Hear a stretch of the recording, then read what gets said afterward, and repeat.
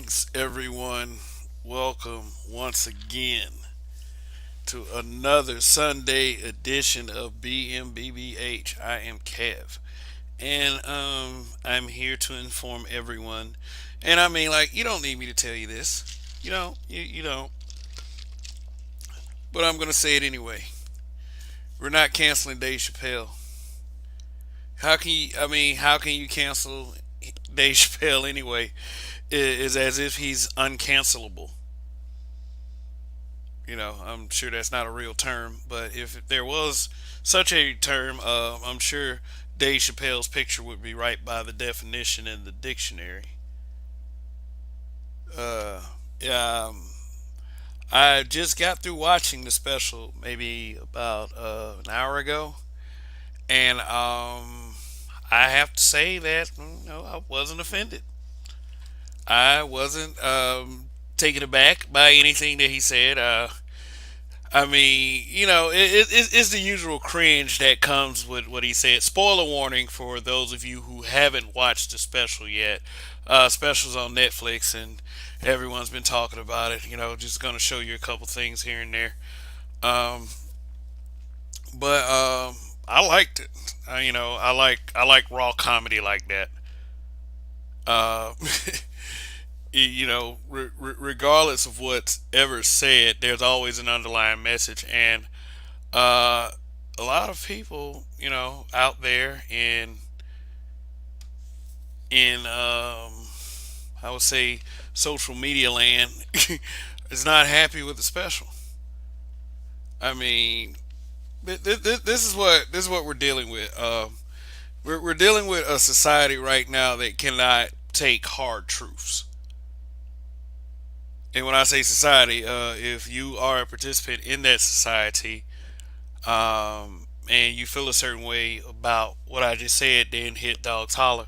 But it is what it is. We live in a society that is, and a lot of people use this word very loosely. Sensitive, I would say. Some of those harsh truths can be somewhat offensive to some. And Dave Chappelle, as usual, I didn't think that. I mean, a true comedian could top the last thing he's did, and he's just, and I had to understand something about this guy in particular. He's just Dave Chappelle. uh, Sticks Sticks and Stones was really good, great, awesome, legendary, and the closer was legendary as well. And it was kind of bittersweet for myself because and others around my age group because it's going to be. He said he was gone for a while after this. He might pop up and do a 15 minute like he did with 8 minutes 46 seconds. The special that the little short little comedy special he had regarding the George Floyd murder. Uh, Outside of that, he's gonna be he's out for a while. He's got his check and he's gonna enjoy his life. And I can't blame him. Shit, you know. I perceive this guy basically is saying a lot of things that we want to say, but we feel like we can't say. Because if we said like a quarter of those things, especially as hetero black men, we would get canceled. We would be called all kinds of phobics, all kinds of sexist, all kinds of haters against our own people. I mean, just. In other words, what I'm saying is for the majority of the other black men, maybe 99.999% of us, we're not Dave Chappelle. We just aren't. I mean, he can do that kind of thing. He has the money and he has the life experience. And one thing that I respect him as a true comedian. Okay, And is that's what it is. I grew up in the era where the comedian was raunchy, and I mean, it's not about name calling or going to offend a certain group, because really that kind of started with South Park, going risque and trying to offend everyone. But here's the thing: when black comedians were on stage, we said a bunch of strong shit about how life went on our side of everything. I mean, it was really Eddie that did the ABC jokes, and we laughed at those too. But that's another time. It's just that, like, I was like grew up with listening to Red Fox and Richard Pryor and Robin Harris, and yes, Eddie Murphy. And I do think Delirious and Raw are on Netflix. And the way these comedians spoke back then, you really can't speak like that today. And it's a shame, because I mean,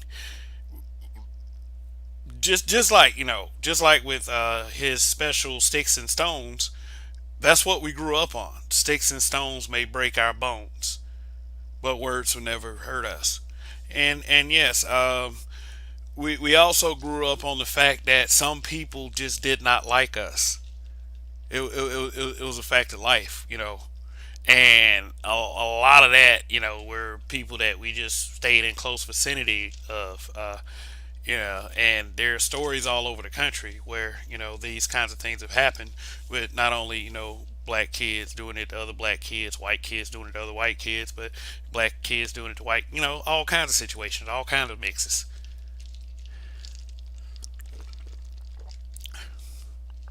So a lot of us did, and I mean, like, we have this thing in these black spaces that we do kind of like punish the bully thing. So when I say this, this is not coming from any kind of resentment factor, or just this is spawn my hatred for my own people or anything like that. But yeah, some of us were bullied when we were kids.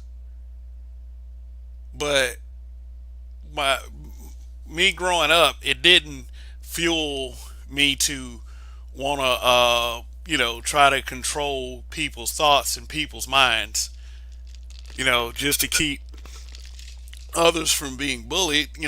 Sometimes those things are character builders, as long as it's not too physical. I understand some people get beat up, they get swirled in the toilet. It never went that far with me. I mean, I got into some fights, and as a kid, I grew up. I was 5 feet. I was 95 pounds. I mean, a lot of the kids were bigger than me by the time, like, I was age 14. So a lot of kids were bigger than me. It was just what it was. It was just what it was. You know, uh, Having a correct speech or tone around those kids back then, it made you a target. It was just a fact of life. That, that's pretty much it. But my goals in life are to just to not not not. I'll tell you what they aren't. They're not to, like, shame people for being who they are as far as being black. Even though we do this thing, like, we kind of defend the worst versions of ourselves, and we do that. So no, I grew up still wanting to everything to be cool within our community. Not like I was clamoring for acceptance or validation. It was just that, if that's one thing, I wasn't going to let that embitter me to, go at people in such a disrespectful manner, to the point where it removes them of the freedom to say what they want to say. And this is what we're running into. We're running into a lot of that kind of bullying. We're running into people say what they want to say, but they don't want anyone to say anything back. Now, let me get back to the special. uh, yeah. One thing that I did notice that Dave was very, very smart with this was everybody in that auditorium when he was throwing around N words, they were laughing. Now, I'm not the kind of person that's going to be like, well, he was saying, he was saying the N word around white people, and white people just laughing because they want to hear us say N words, and they probably say N words. Like, so what? So what? They listen to music where rappers say stuff in it, say the N word in it, and they buy that shit, and that's how the rappers get paid. That's why they're not discussing racism, but and stuff like that. But when it was okay when he was saying the N word, but when the joke shifted to the ABC group, then that's where not this is where you get like everybody want to talk about removing his special from Netflix, and it's transphobic, and it's offensive, and he really said some offensive things, and I was just like, well, I mean, he was actually, if people looked at the context, and he did mention this in the special, uh, let's look at all of it and not some of it. He was actually defending the community.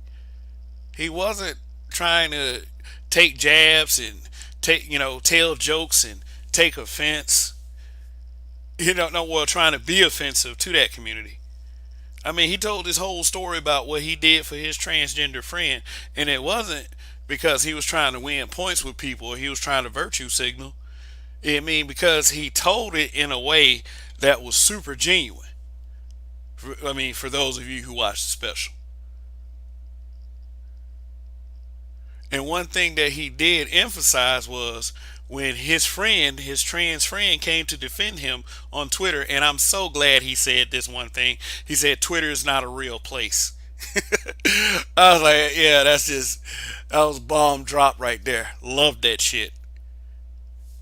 Cause I mean, people get on Twitter and they get all in their panties in a bunch, and they want to cancel this, cancel that.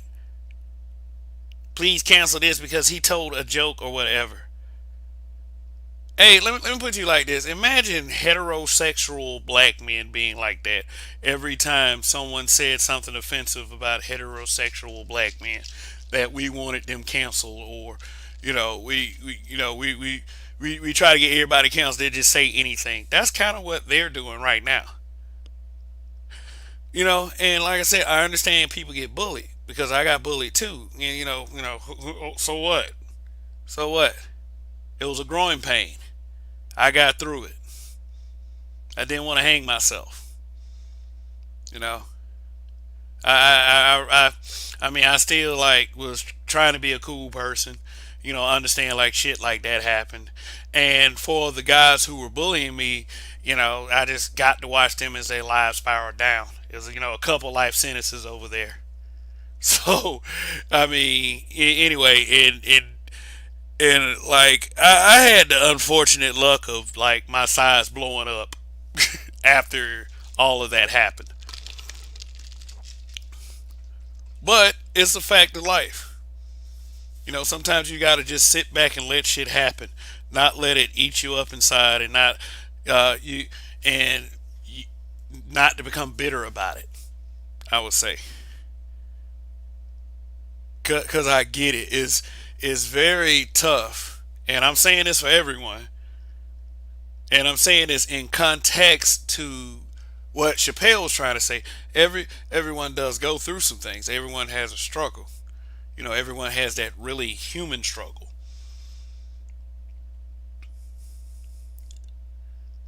You know, and and it's kind of tough for some people. Some people have a thick skin, say, hey, you know what, fuck that shit, fuck the world. But there are a lot of people who can't handle that shit. And I just feel like that.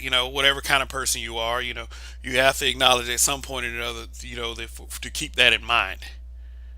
But for my suggestion is, you just can't let it swallow you, or you can't let the fact that some unfortunate things that happen to you, you have to project that into misery upon everyone else. because things happen to people. You know, I had cancer. I understand that people are telling cancer jokes about your boy. And I bring his name up out of respect because he's actually battling cancer. Mediocre tutorials and reviews. So it was like I was getting really angry and pissed, and I was about to make a community post about how angry and pissed I was at this particular content creator. That would try to attempt to make fun of a guy with cancer just because he's a black man who considers himself masculine that tells people the truth, and he's not even that disrespectful with it. He's a pretty balanced guy. He stays in his lane. He doesn't feed the mess. He just points out facts. If and it's really this whole thing about Dave Chappelle is about freedom of speech. Period. I mean, they're mad with Dave Chappelle's freedom of speech. And the groups of people that are mad with Dave Chappelle routinely say whatever they want to about anyone else. Seriously. I mean, I've read some things.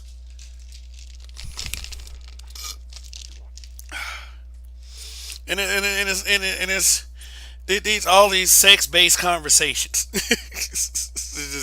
It's just ridiculous. I mean, what we did, what we managed to do, is to integrate our bedside manner into society to make it okay instead of us feeling guilty. And I'm not just talking about whatever their lifestyle is.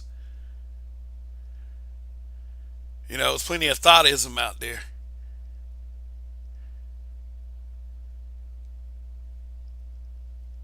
I mean, people ain't even trying to keep up their public image anymore. Just fuck it, get up out the bed, put on some shoes, and just walk the fuck outside. That's what we do right now.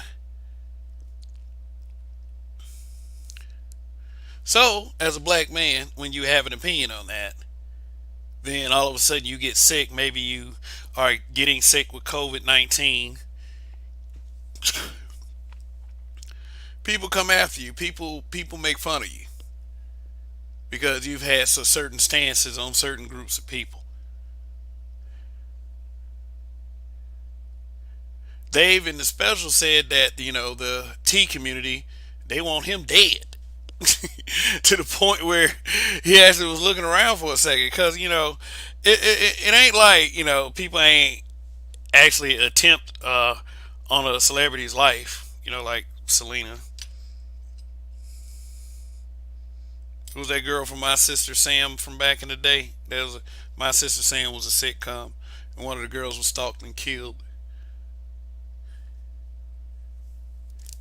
So Dave probably had a realistic fear, and this is over some jokes. This is over some jokes. Now, just to prove my point further, I mean, I'm not gonna try to give the space a Dave Chappelle complex or Dave, you know, try to exalt the space as an example of what or but Dave Chappelle is an example of what black men go through when we tell the truth. So the truth is uncomfortable. The truth is unyielding.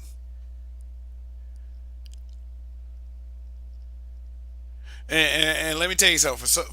For those of you who watch Dave Chappelle special to close it, you'll never see another one like it again.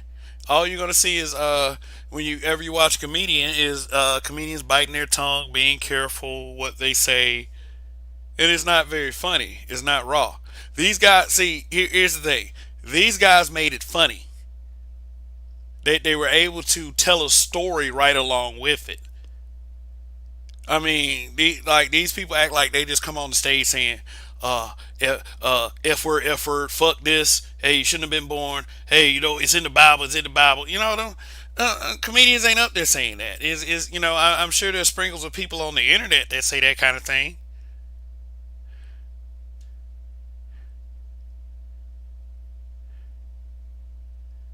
These guys are actually telling the story. And when I was watching that special, it wasn't a knee jerk reaction. I actually got what he was trying to say. Actually, behind the jokes, not the stuff that was, oh my god. I mean, he called himself a feminist, though. Yeah, he did that. Now, I try to keep in mind that people who have an exponential amount more money than me, as long as they follow a basic moral code, or at least it looks that way, then I'm not going to put up much of an argument on what they decide to be in their lives, as long as it's not directly harmful to people. And if Dave Chappelle chooses to call himself a feminist, then hey, he calls himself a feminist by definition. But Dave is very intelligent. He understands that there's this mutated. Uh, yeah, I'm not gonna say the words here. I didn't come here to recite Dave Chappelle's special, because I mean, it, it got pretty, deep. But for what he said that he thought that feminist was, you know, that's what we kind of see when we're in these social media streets.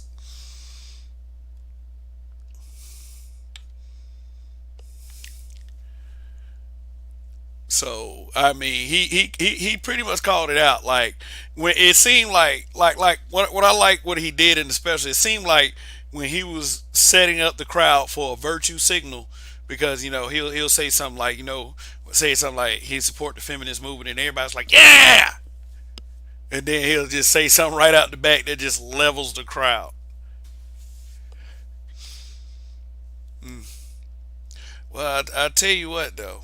I mean, Dave Chappelle's comedy specials, they sure are breathing life in back into Netflix. Netflix be effing up quite a bit, because for Dave Chappelle's comedy specials to be as unwoke as they are, Netflix puts out a lot of woke content. So I mean, shoot, all I mean, they don't have too many lifelines left. I would say. You know, I think Eddie Murphy has something coming up. But speaking of Eddie Murphy, I don't know. I think I would have, and I'm going to go ahead and say this. I think I have a little bit more respect for Dave Chappelle than Eddie Murphy. And it's not just rigmarole. It's not just in the now. It's not that Dave Chappelle. Dave Chappelle just did another bomb comedy special. Yeah, Dave Chappelle has done plenty of funny comedy specials. Like, it was one back from 2004, 2005 called "For What It's Worth," or was "For What It's Worth" earlier than that. But that was pretty funny. And then he had one.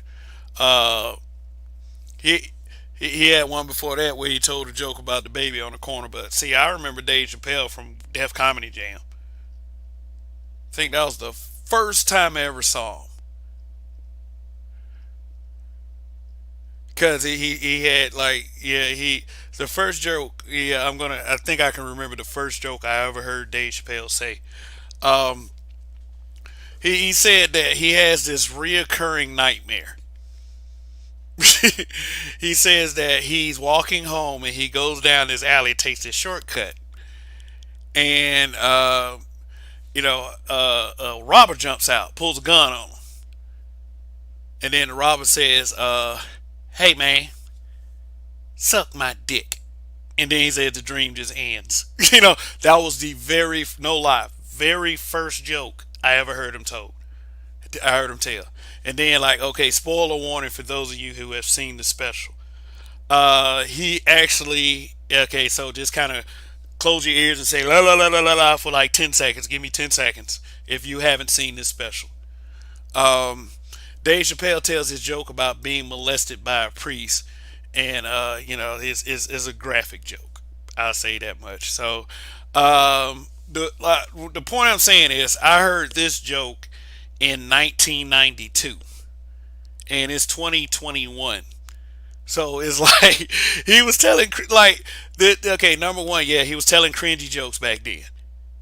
Like very first joke was cringe, but the point I'm trying to make is I didn't spend day and night thinking about, oh my god, he told that joke. It was so phobic. I just can't stand it. Let me write a letter. No, we were a little bit more hardcore than that.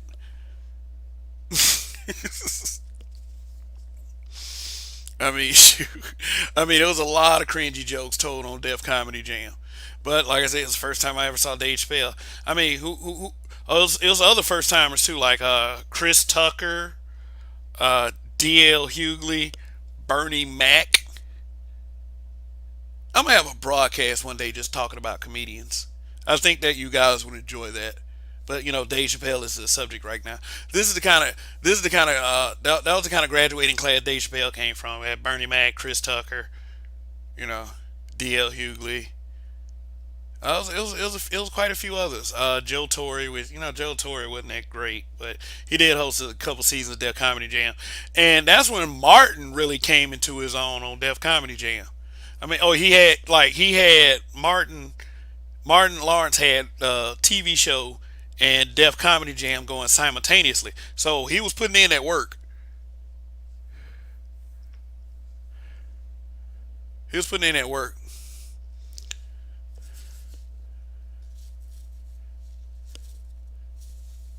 Dave Chappelle, yeah. Dave Chappelle is the hero we need. Indigenous TV. What's going on? Shout out to people in the chat. Winston Tokahisa. What's going on? See who else is in there. Hurry up and buy. Longo Savage, Artisan MC. Uh, Phil Brad. Yeah, man. I mean, yeah. But here's the thing. Here's the thing. And like I said earlier, Dave Chappelle can say the things that he can say, because this whole freedom of speech thing it looks like according to the trend, out of two things is going to happen. There's going to be, and this sounds really fucking funny, there's going to be this big ass social war. The war of words, and more legislation might be involved. It'll be a big ass social war, or they're just going to decide to crush freedom of speech altogether. And do it like they do in other countries. Make this more of a dictatorship. Coming out more as a republic for which it stands, one nation under God. You know, but you know what? Let me tell you something. Think while it's legal. You ever heard that saying? I think that's what all these people, all the enlightened, all the people whose eyes are open. You know how outcasts used to say that third eye. You got to watch how you talk, because when you start talking about third eye, it's associated with a certain group of people. But we're just associated with outcasts this time. Yeah, it's getting real out there. I mean, and if you really if you sat there and watched the special, you would get what he was saying for real. It was never intended to offend anybody. He was just offending people just by bringing up the community itself. Now, let me give you an example. What if I said that black people are bad customers in restaurants? Which may be mostly true, but a lot of people might take offense to it and want me to be canceled for that shit.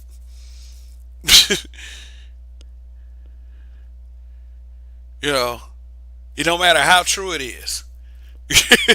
But I mean, some people may not think it's true. Every time I go in a restaurant, I act right, and I make sure I tip my waiter. I make sure I don't be too much of a hassle.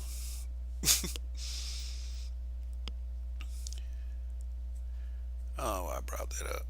But Anyway, special was great. Special was awesome. Like I said, it's gonna probably be the last time you see anybody like that because I don't really take interest in any of these other today's new age comedians. I mean, they'll like most of the old school players that I enjoyed are dead. Like, DL Hughley is a political pundit. Chris Tucker, yeah, Chris Tucker's around. I mean, he did a special not too long ago, but I think that was back in like 2014, 2015. That Chris Tucker did a comedy special, and it was alright. I mean, it wasn't that I wasn't looking for anything in particular, but to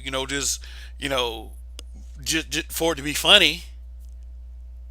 But I mean, of course, Chris Tucker's comedy special would not have had as much impact as the gravity of a comedy special by Dave Chappelle. Obviously.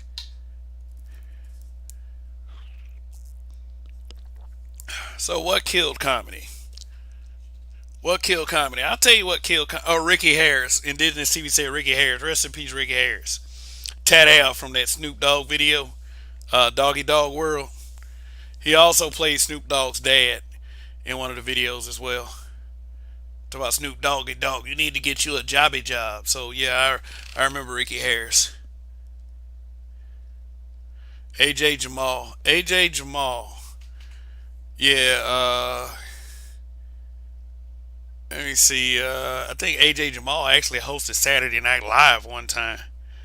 No, no, no, no, no. They did a spoof. No, they did a spoof of AJ Jamal. They actually had Charles Barkley play AJ Jamal. And ironically enough, hey, let me tell you the skit. Let me tell you the skit. No lie, it was Charles Barkley playing AJ Jamal in a skit about guessing if it was a man or a woman. It was a skit that was a game show about guessing if it was a man or a woman. I was like, yeah. So, wow. That like shit. Like this is bringing up some memories.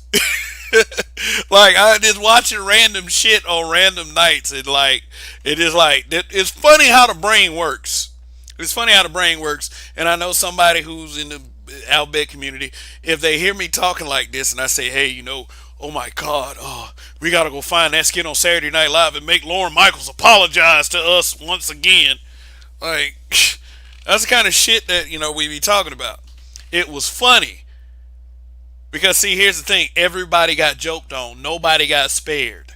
Chris Rock used to play what we call today a hotep, basically putting his right fist in the air. He called himself Nat X.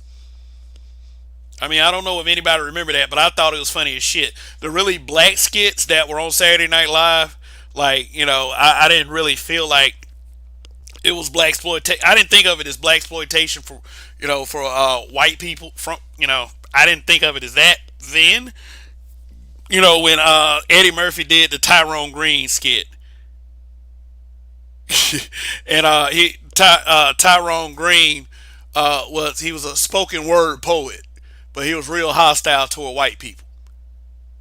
Like the first skit he said, the first skit he had wrote a poem said "Kill my landlord." The second skit was he did the spoken word that said "I hate white people." In those words, I hate white people because they white. Not just out of anger, but out of spite. White people, WITE people, literally. Do you know they would flip if they said that shit today? People like Twitter would flip like Dave Chappelle said. Twitter is not a real place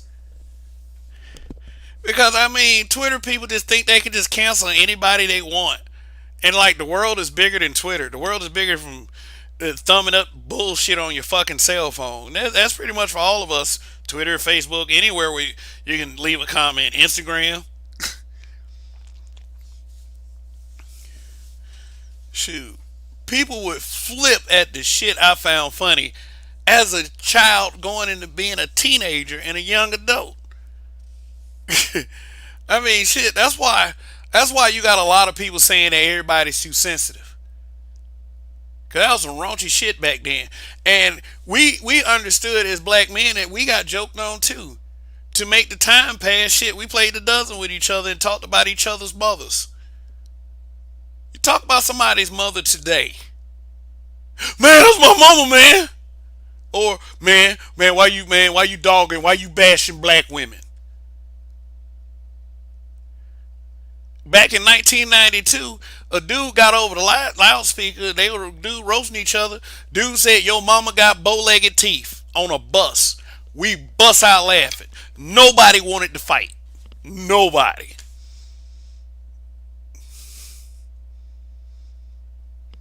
Shit, when we would play, we would play like little yard games like we have our own little football game rules. We had something in Montgomery called sideline bus.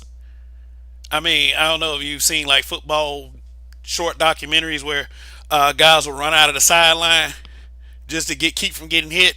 Like, no, we rectified that problem when we were kids. We called it sideline bus. If you tried that shit, we hit you anyway. We grew up in those days. We were hardcore. And if anybody cried, when that happened, because a couple kids did, dudes on the field would start calling them words like sissy, pansy, and you acting like a girl. For real. If you do that today, they'll probably call it something like misgendering, and then in some states, no lie, they're making up laws to where you can't even do that. I mean, at least not on like if you did it by accident, you could probably get arrested. Or if you refuse to acknowledge them by their reassignment or whatever, they could arrest you because their logic about that is it could cause a mental break, which is stupid. Y'all people call me all kinds of shit. Did they ever worry about mental break? Did they make laws to protect my feelings? I mean, I understand that a lot of people had asshole parents. I get it, but why not make laws for everybody? I'm not trying to do an all lives matter here, but that's the kind of like I'm just trying to shape. That's the kind of thing we're dealing with. Like we grew up on sticks and stones, and now we're actually in a post structuralism era. I'm not very versed in. I got an idea of what post structuralism is, but I'm still doing my research to get more versed in what that is. But basically, it just means that there are people who are trying to get rid of hundreds of years, maybe even thousands of years of evolution just by trying to talk people out of it. That's kind of in the scope or in the framing of where we are with that. And that's what people like Chappelle are dealing with. Making people apologize for what? You make them apologize and you still take whatever from them. Look at Kevin Hart. Kevin Hart said he wasn't apologizing at first. Then he apologized. They still took it from him. And Dave Chappelle mentioned that. I remember Cat Williams saying that. Remember he did that statement not too long ago of basically saying that a lot of people were canceled for good reason, and basically saying that people should stop complaining about cancel culture rather. I'm having this belief, and I disagree with Cat Williams on this one. I do because it's like that shit's getting out of control. I mean, there's nothing to worry about at Dave Chappelle, but speaking of which, let me show y'all something real quick. Let me show y'all something real quick.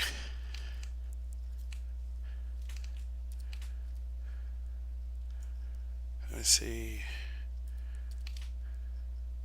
Let me just be patient with me, and for those of you watching, if you haven't done it yet, please hit that like button. Hit that like button. Those of you who are moderators in the chat, the wrenches are active.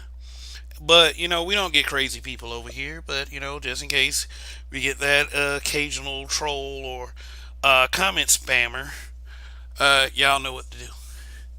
Y'all know what to do. I mean, no sense in that happening. Almost got it.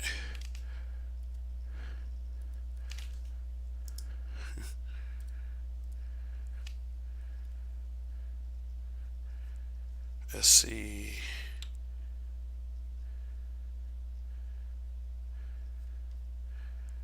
Okay. Alright, I just had like these are YouTube videos. Uh,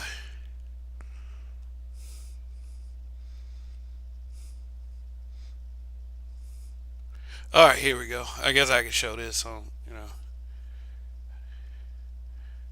Uh, yeah, I can show this. Show this. Direct your attention to the screen. Well, you're on YouTube, so your attention is on the screen anyway. And this particular article states that Dave Chappelle's Netflix special called out by GLAD, National Black Justice Coalition, for ridiculing trans people. In Dave's defense, and he doesn't need it. No, he wasn't ridiculing. I mean, if you want to call it ridicule, he did say that that community was too sensitive. And I mean, like, just the title of this article and the context, he's correct. Yeah, they are too sensitive because the contents was. I mean, what is that kind of hate exactly encompass? Because anybody with any kind of common sense would say that Dave Chappelle, you know, was saying stuff like, these people should not be who they want to be, or and fuck them, and like I said, Bible, this, that, and the other. He wasn't saying that. You know, he said that he understood there was a struggle, but he also said that that he believed that gender was fact. So he did defend J.K. Rowling on that one, and I would support that as well. Whether that gets me in trouble with people or not, gender is fact. There's too many factors that are in that. Then we're seeing examples of these quote unquote progressive legislations, and and he brought up a point in the special that just basically said that a lot of women are insulted by the fact that these, like, other people that call themselves such are getting the accolades for being what they had to struggle to be. You know what I'm saying? And it does make sense. Yeah, these women spend all their lives going through cycles. Their bodies are aching and in pain. They're cranky as fuck. They get pregnant. They struggle through that too. The frailties of everyday life.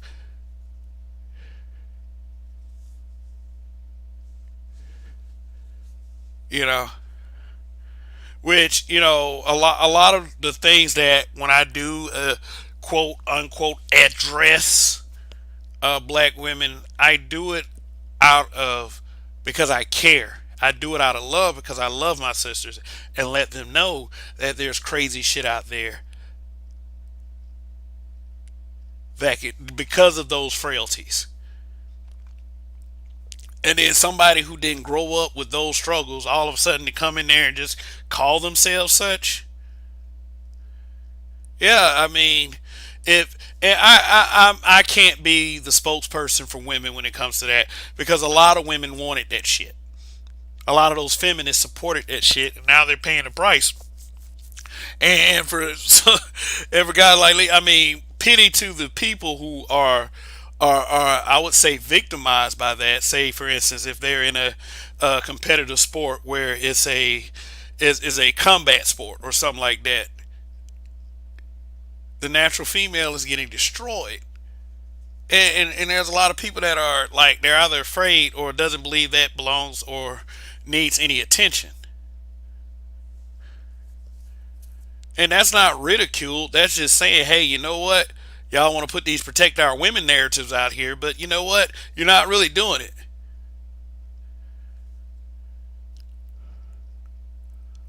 So I mean, it's like this. It's like this, and I'll say it. It's if I could say that, yeah, there are some groups or some communities that act like that they can't take a joke. Yeah, there are. You know, what we used to do back in the day when we played the dozens with each other. If somebody got mad, they were excluded from those dozens because we would label them as well. They can't handle it, so we have to, we have to be careful with that one.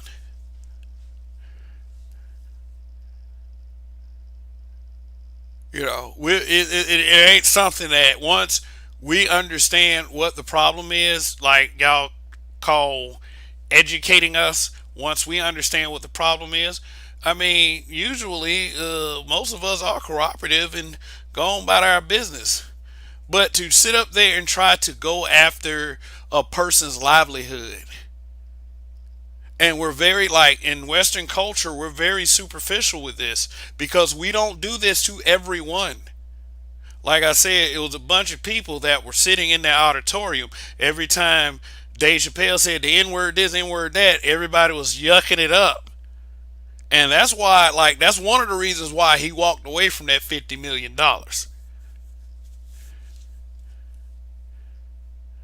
Because people were yucking it up when he was using the N word. And Comedy Central wanted him to stick to the race stuff, and he wanted to say, "No, no, let's evolve, or let's not so much focus on just race this, race that, N word, N word, N word." And they wanted him to do the same thing every season, so he walked away from that money. You know what kind of principle that it takes to be able to do that, and then turn around. Don't forget that this is the same man that told his fans to boycott the Chappelle show until HBO and it was Netflix also, or Comedy Central. HBO and Comedy Central gave him his money. And guess what? It happened. It did. HBO took down Chappelle's show until Comedy Central started acting right. So with a guy like that, how can you cancel him? That man is gone. That man is living his life.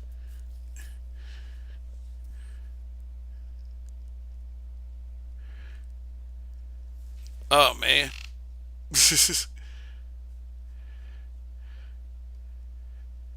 And I did it again. I talked without putting this screen. This is the article I was showing. Dave Chappelle's Netflix special called out by GLAD, National Black Justice Coalition. And okay, don't, and I'll say this about the National Black Justice Coalition, don't let that fool you. Right offhand, you would think that it was, oh, black justice? Wow, okay, so yeah, justice for all black people. No, that's an alphabet group. And do the research for yourself, like I did. National. You see it on the screen. National Black Justice Coalition. And no, and then the word of it for ridiculing. No, he was not ridiculing. We want him to stop.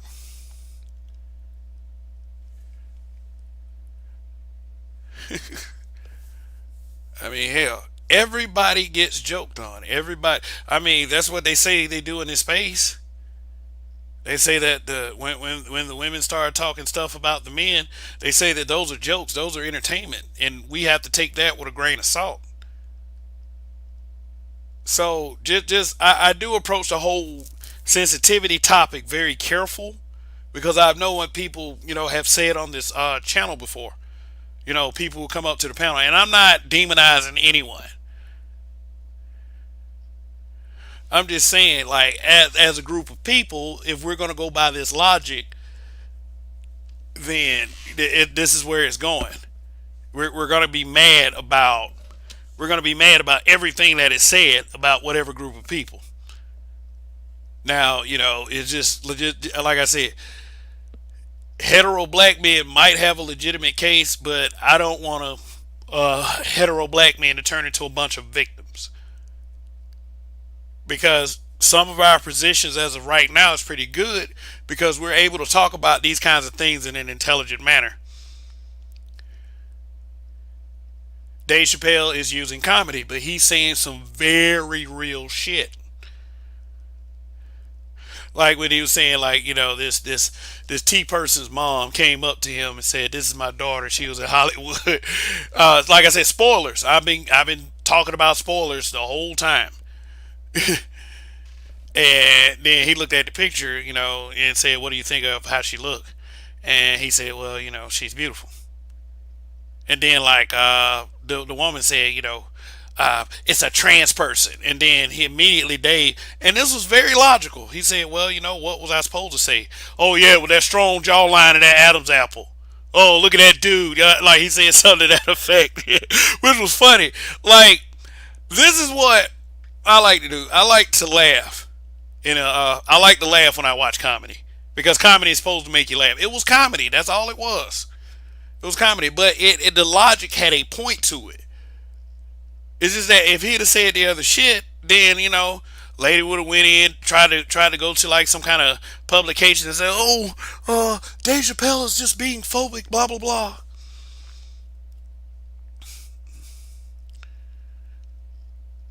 You can't win with certain folks. You just can't win. So I get the logic of, I don't think that Chappelle was going for shock. I think he was just being brutally honest. And he did use the words brutally honest in the special. Well, I tell you, both my hands went up. Yeah! He used the word brutally honest. I was like, wow. I mean, if he had, he doesn't watch my content, but, maybe it was a butterfly effect from April of 2017. But he says, whatever. He used the word brutally honest, and that's exactly what he was doing. Black men, when I hate when people say black men can't be brutally honest, because when you use the word can't, then I have to ask, who's restricting you from it? I mean, they can take down your channel. I mean, you can come back with another one. They can take down your social media. You can come back with more social media. But why is it that you can't be brutally honest? I told my mother something a long time ago, and I understood the one weakness in the defeatist mentality that our people face. Let me stop sharing the screen. In the defeatist mentality, and it was like this: all we have to do is act like we're fingers on a hand, and all we got to do is ball that fist up. Meaning that if there was a collective of us with the same sentiment on how we should fortify our people, whether it's through policy or through force, then we'll be nothing. We wouldn't be able to be fucked with. Seriously, even in like the court of public opinion, all these little what they call now cancel culture or whatever. Even with that, if we had that show of unity, if we had that show of force, I mean, we wouldn't even be worried about shit like cancel culture.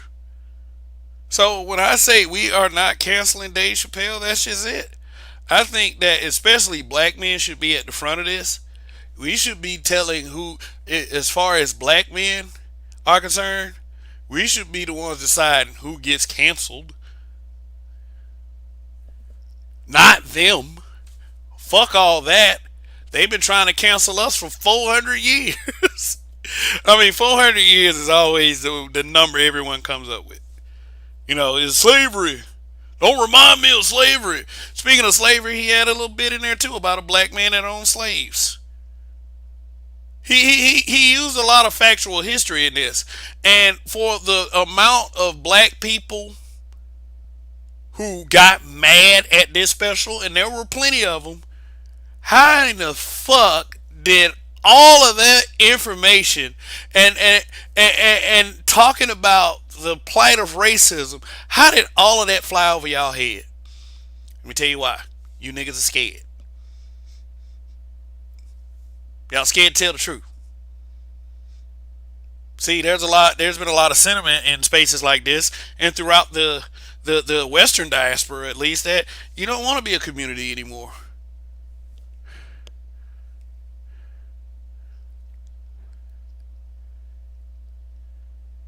You don't. You don't want that community stuff. You don't want that good old it takes a village kind of deal. I mean, if there were more, two parent families and shit like that, I get that. And that's where a lot of the breakdown happened. No pun intended to the ladies of the breakdown, but you know what I'm saying?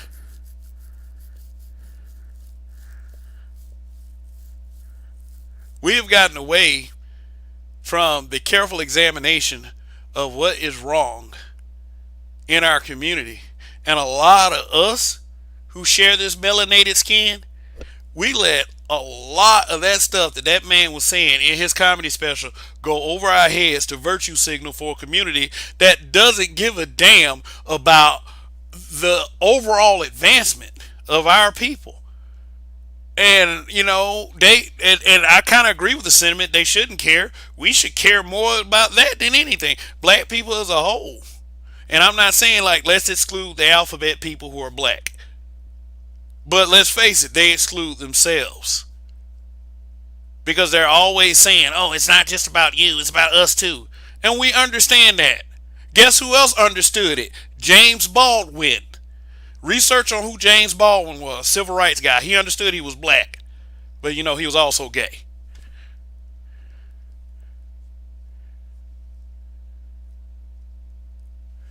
It's funny to me how black male led movements included everyone. But when movements get led by other groups, they always say we don't include them because they're not including us. A bunch of bullshit projection.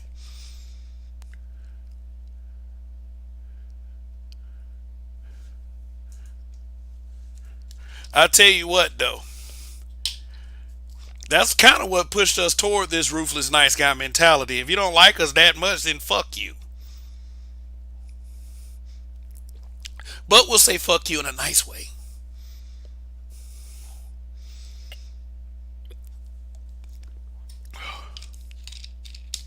Yeah, 35 watching. 35 watching. Please, on the way in, please hit that like button. That's their likes are for free. And yeah, the super chat is active as well. So if you can find your heart to spare a penny or a farthing or two, that button is right there. But we talking about Dave Chappelle, the closer. The closer. It's called The Closer. It's on Netflix. There has been a call to take the special down by the screen. Let me put it back on the screen. I mean, not only are these social justice organizations calling Dave Chappelle out, they want the special removed from Netflix because it's phobic. Excuse me. Hell, and let me go back to this point because I say shit like this because I know it kind of gets on folks' nerves. If hetero black men wanted shit canceled because it was offensive to hetero black men, then we'll be trying to cancel half of fucking television. But we just kind of let it go. We just kind of let it go, and that's largely the problem right there. We've let a lot of that stuff go, and it just progressed and progressed and progressed. But I'm just gonna say to that community, nobody really needs to focus on you. Nobody does. Seriously, live your life. Everyone, like I said, everyone gets joked on. I mean, ask fat people. Are you better than fat people? Shit. They want the special removed completely. And Dave Chappelle's response to that, fuck them. I got my check. He don't like them anyway, man. He don't like the fact that that they go after people for just the dumbest reasons. Like I get it. I get it. If someone is just blatant with it, is whatever. It's pretty stupid. Like the baby. Like it was saying the baby gets canceled for saying this, but his career takes off when he kills another black man. Dave Chappelle said that he was trying to kind of defend the baby, and I got the point. He was trying to say is that if you're gonna let him killing someone go and let him have a successful career, why are you mad at him for words? And it was, and even Dave admitted himself, yeah, he kind of fucked up when he said that because he understood that there was this thing called cancel culture, and they hit the baby hard. Yeah, they hit him hard. Like he was endorsements, events canceled on him, and everything. But what Dave was like, and there was people on some of these little sickle fans on the internet. He didn't help the baby's case, and I don't think his intention was to help the baby's case. I mean, he just kind of said that. What he was saying is like, and I get it. They'll much rather have you out there as some loose cannon ass thug than someone who says really shocking shit like that. I mean, seriously, what would you what do you think is worse? Saying some offensive words or killing somebody? That's what he was saying. And then the little undertone of racism as well. They'll rather have him in that image.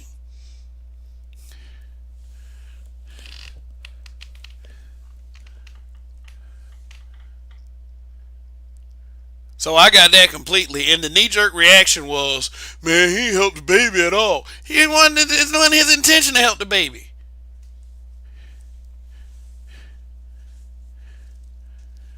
He made a joke about that mean law that said that you have to go with your assigned gender that was on your birth certificate to the bathroom. This was in North Carolina, same place where the baby killed somebody. And he was saying that's a mean law because and then he kind of joked about it. He said you should have to present your birth certificate every time you go to the bathroom. And another thing he said, and spoiler, spoiler, spoiler, spoiler, spoiler. And one thing he said was, he's like he joked about this person dressed up as a woman coming in and sitting like he said that as either a premonition or something that happened. Either way, it was a joke. And like he said to himself that like trying to say that I'm like I guess my wife and little girl is over there. I'm glad this person is in here with me instead of in there with them. you know, which made sense. I mean, however you see the lifestyle, because a lot of fear in those bathroom laws was that predatory individuals might just start going in female bathrooms and start attacking women, and they kind of use that. But that's the kind of thing they don't want you to talk about either. So he also made the point in that context. And that's probably I would say that's probably why they're getting so mad about it. But hey, you know what? Why not try to keep women safe? Seriously, I mean, think about it. Think about that. That might actually be a legitimate concern. Not saying that I trust that every person is a good-natured, good-hearted individual. I don't go in certain neighborhoods with cash hanging out my pocket.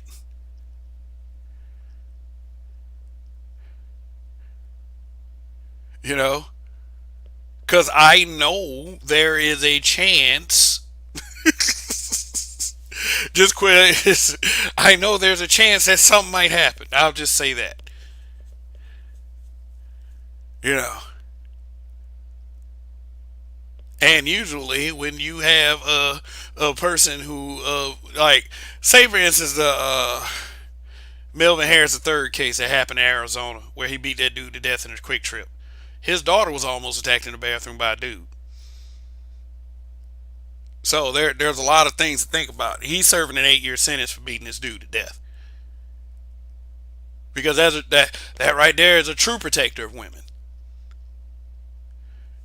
and they're willing to pay the price. We just understand that, as dads and as grown black men, we don't want to have to, for people to pay the price. So, just kind of listening to kind of hear us out and to understand that there's some criminal records out there.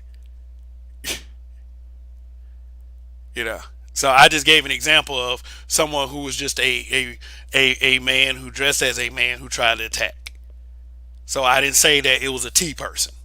So that's just for context, because you know how people, offensive, offensive.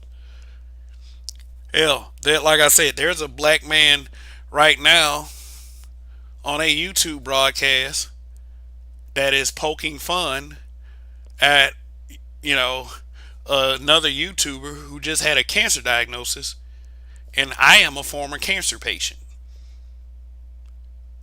Should I write a letter? Should I flag that video?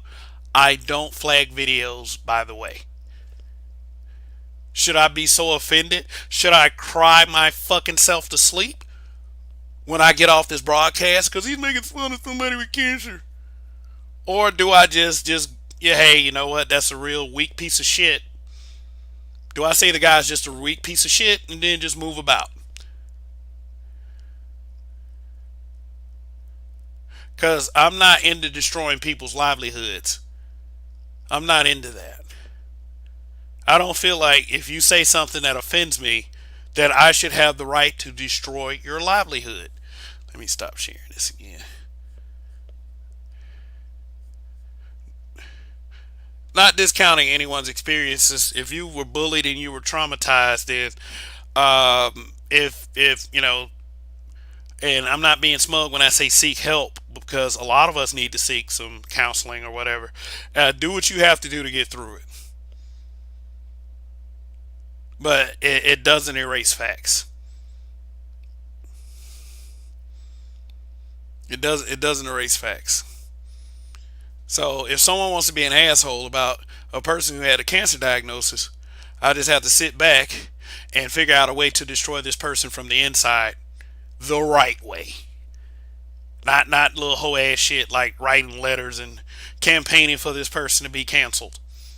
No, I'd rather make the revenge would just taste so much sweeter if I could just do it my way, and the way it has to be ethical. It has to be a systematic breakdown, just like Dave Chappelle did. I mean, I don't, of course, don't have as much money as Dave Chappelle, so I have to, pull some other shit out of the regimen.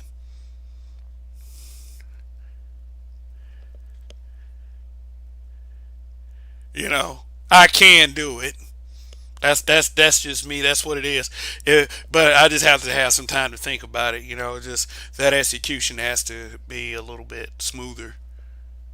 It can't be just like, hey man, fuck you, fuck you, fuck you, fuck you, because everybody can do that. Not just anyone. Everyone can do that.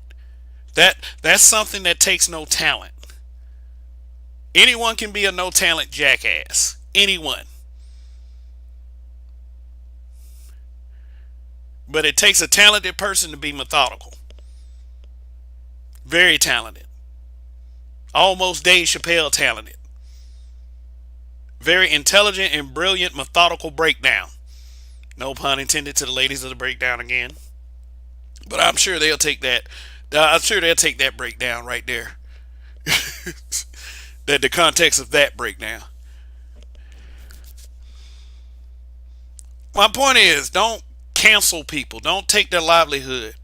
Make them want to take it from themselves. And I don't think that's a lot. A lot of you don't have that figured out, and it ends up just looking like bitchshit. That's all it ends up looking like, and it gets quite annoying. That's the problem with that's like, if any problem with that community is that they shove everything down everyone's throats.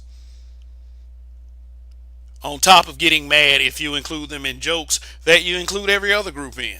Like I said, ask that people. Fat people should be talking to T people. Oh, you got joked on. Oh, sad fucking story. Let me go swallow this double decker sandwich and give a fuck.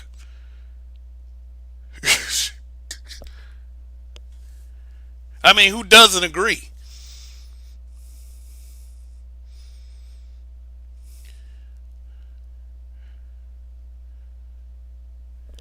Hell, I made fun of an overweight guy not too long ago, and I still hey, it was funny. It was funny. Should I have done that? Should I try to apologize to this guy? Hell fucking no. He brought it on himself. I would let me tell you something for all of you in that audience right now. I would much rather not give a half-hearted apology to anyone. I would much rather be authentic and real. A real apology means that I kind of prostrate myself so you'll never get a real apology. But you'll I mean, not never. Just a very small possibility. But you will never ever 150% to 300% of the time get a fake apology from me. I don't believe in that shit. Say you're sorry. No. I want to mean it. And if I say it, I won't mean it. That's a lot of the case, a lot of the times. Does that make me a jerk or does that make me a truthful, brutally honest guy? Why blame me for that? I mean, everybody says they want somebody to be honest with them. Everyone says that, but when you're honest with them, they end up hating you even more. So honesty is not what you truly want. You want an adult pacifier.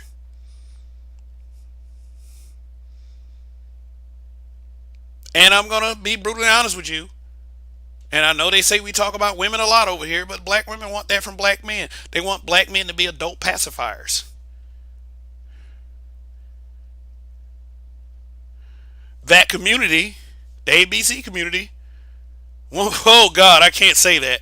Cause see, I'm about to say they want black men to be adult pacifiers, but pacifier is something you stick in your mouth, so that will go in a very horrible direction. See, that's what happens when you grow up with cringe jokes. But as a black man, I'm not gonna be an adult pacifier for anyone. And then even in saying what I just said, hey, black women want black men to be adult pacifiers. They stick something. Yeah, that. Like, let me take that whole thought process back, because the whole sticking something in someone's that's pretty graphic. So let me put it like this: people want their ego stroked. Yeah, stroked. People, see, this is what we're talking about. We have, I just gave you an example of how people are always trying to get in, caught up in controlling what they say. If that at all smooths that over. Yeah. But people don't want to hear the truth. People don't want honesty for real. Yeah, I can't. I don't see the examples. I don't see too many examples where honesty is embraced.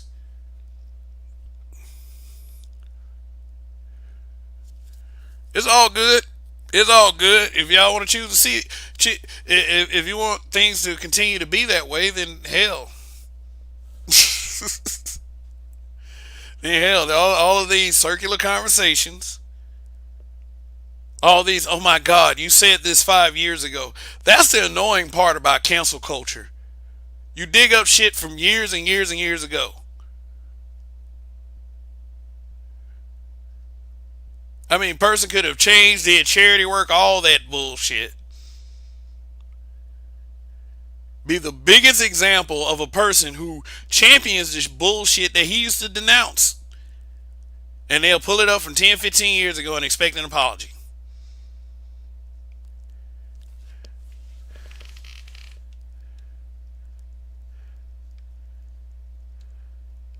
Southpaw 2K1. Remember back in the late 80s and early 90s when the alphabet community and conservative groups were side by side boycotting trying to cancel Andrew Dice Clay and Sam Kennedy? Woo! Those are two good ones right there.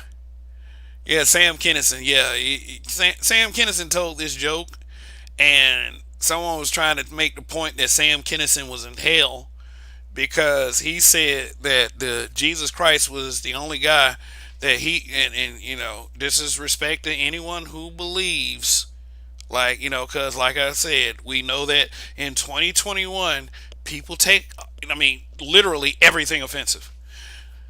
Sam Kinison, this is back in the 80s and the 90s, like Southpaw 2K1 just said, that Jesus Christ was the only person that he knew that could play the flute with his bare hands.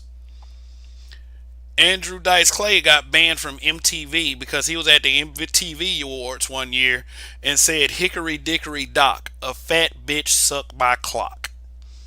They banned him. David had him come back and do like a appearance where David Spade said, "No, you're not getting in here. You're under ban for life. Bye bye. Bye bye." Yeah. Yeah, I remember a lot of shit.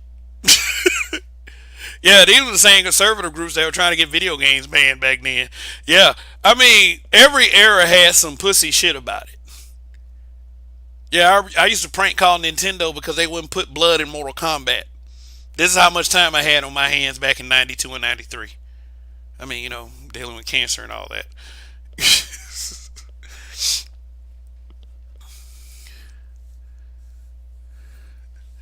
Andrew Dice Clay, Sam Kinison, George Carlin. I'm telling you, man, comedians were special back in those days.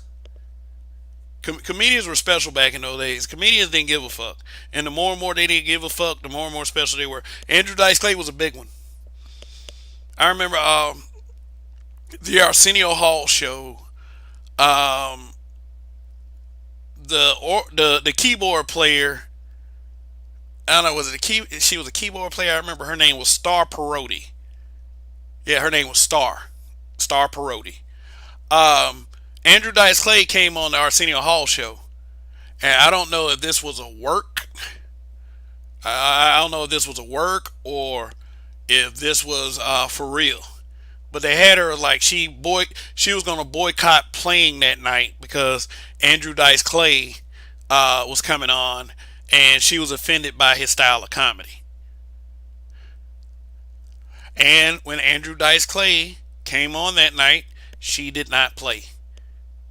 She was backstage, but she did not play. That's when the Arsenio Hall show was at its height.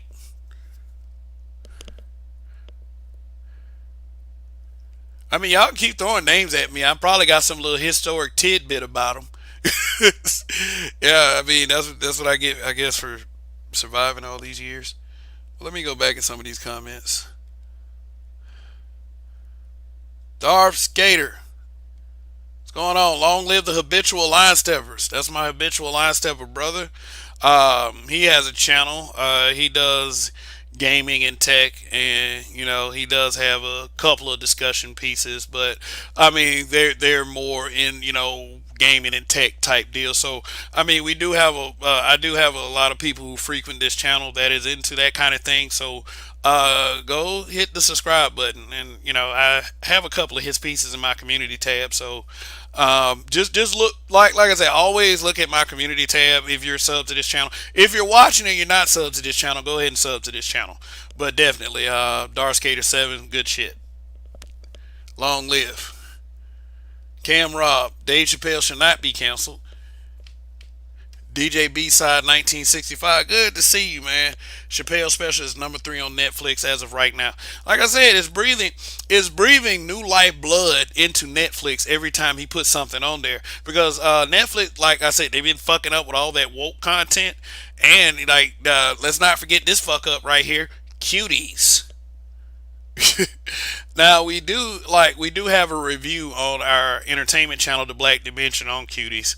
Yeah, it's like just go ahead and watch it. What you pretty much expect anyone to say, we said it in that broadcast. So yeah, check out our entertainment channel. Also, yeah, just like I said, go ahead and just like I said, support the community tab. Check out what's in there.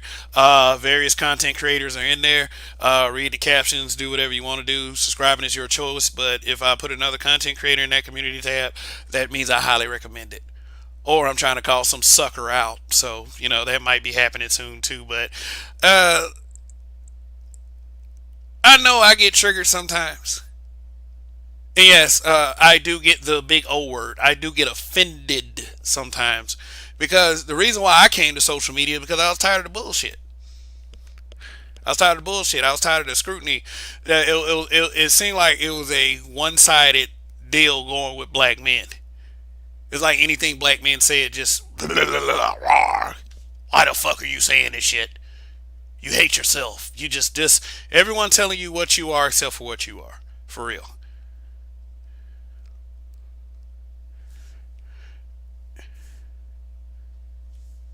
And I'm beginning to wonder myself,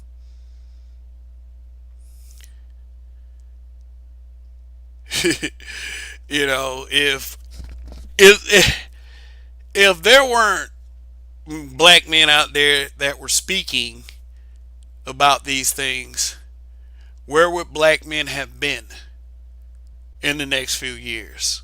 Maybe at this point right now,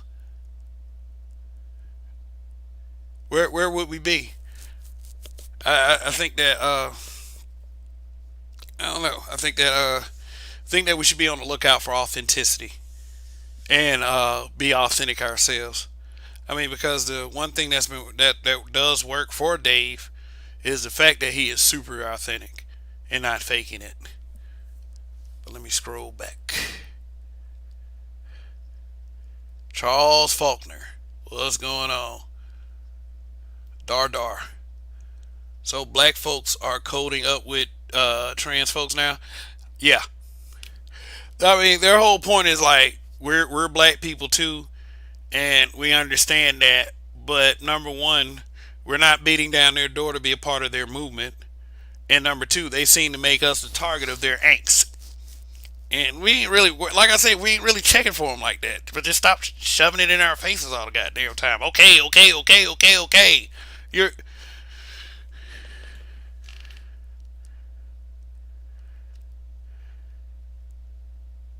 indigenous TV. Yeah, I just went through a whole thing with Andrew Dice Clay. The man said, what was it? He would do the little nursery rhymes. Little Miss Muffet sat on a tuffet, eating her curds and whey. Little bitty spider sat down beside her and said, "What's in the bowl, bitch?" Cause like I watched Andrew Dice Clay, and it was like, I was just expecting this to be some like just oh my god, this oh my god shock comedy, and I guess it kind of was for the time. He was like heavy, like he was talking heavily sexual. I remember like he did a special. He did a special like I think it was an HBO special, and this was like after the Arsenio Hall stuff, and the Marsha Clark, who was involved in the O.J. Simpson trial and the prosecution, her husband at the time, I don't know if she's still married. There was a celebrity named Elliot Gould, and he was sitting in the crowd. And Elliot Gould, like he was like, "Yeah, man, you a real lucky motherfucker, man, for real. Marsha Clark is fine as fuck." And he was sitting up there talking about how he would fuck Marsha Clark. He got real graphic with it. I'm like, her husband is sitting in the balcony, guy. I ain't gonna lie, Marsha Clark was cute. Like she was very cute. Now, like whatever your preferences are. I mean, like I said, I got eyes. I mean, I prefer the black woman, but I got eyes. But yeah, it was like they like the comedians did it big back then. The comedians didn't care. But I'm sure that the ABC people wouldn't find what he said to Elliot Gould all that offensive. See how that works? See how that works? I don't understand why it's so offended, man.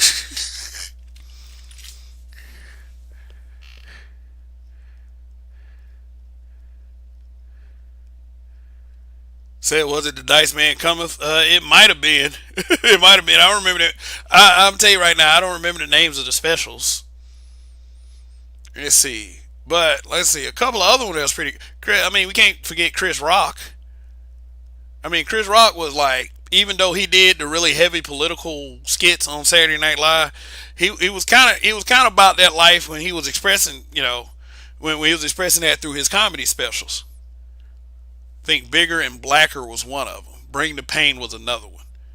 D.L. Hughley, he was pretty good at times until, like, D.L. Hughley, the comedian, like, when he was on Def Comedy Jam, and then when he did his comedy specials, and like he was cool. I thought he was funny, but like Kings of Comedy, I told this story before. I was really disappointed because all he did was recycle jokes, and then he became a political pundit that, he's one of those Democratic shields that just goes where the black flows, as far as mainstream narratives. So shit, that's I mean, what can I say? People change. Robin Harris said, didn't Christopher Darden smash Monster Clark? Believe he did. Believe he did. I think that was before Elliot Gould. Yeah, because see, I think they kind of like low key admitted it in an interview. Robin Harris. Robin Harris. Robin Harris was like my favorite top comedian for a long time. I mean, after Baby's Kids became real big, then he passed away. I mean, it was after House Party where he played Pops. That was a very classic role. That was a very classic role that he played. I mean, he actually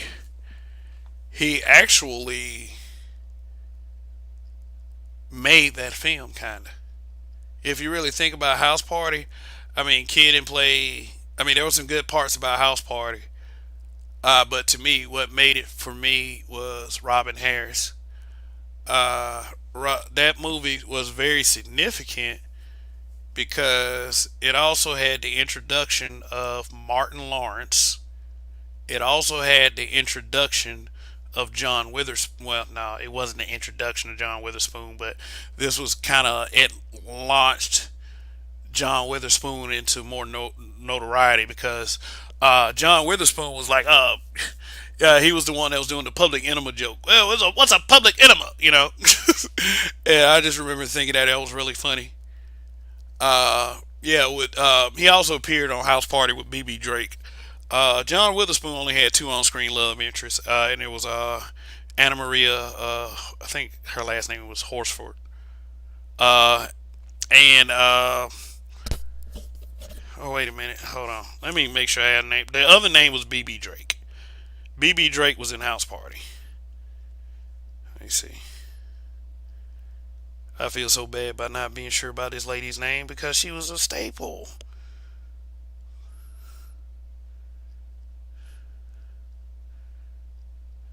But also AJ Johnson's first appearance ever. AJ Johnson, the comedian who recently died, the one that was in I Got the Hookup, the one that was Crackhead Hazel and Friday.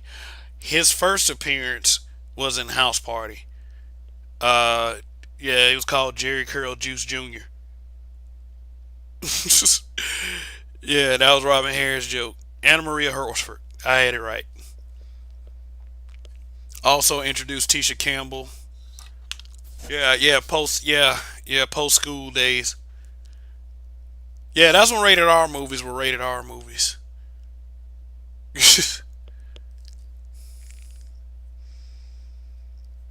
Yeah, Lawrence was in Martin Lawrence was in Do the Right Thing first. Hmm. Yeah, like I said, we're gonna have a broadcast about this because that could be a very interesting conversation. It could be a very interesting conversation. But yeah, the whole comedy aspect, like I said, and I'm probably about to close this out because ain't nobody hit that link that was in the description.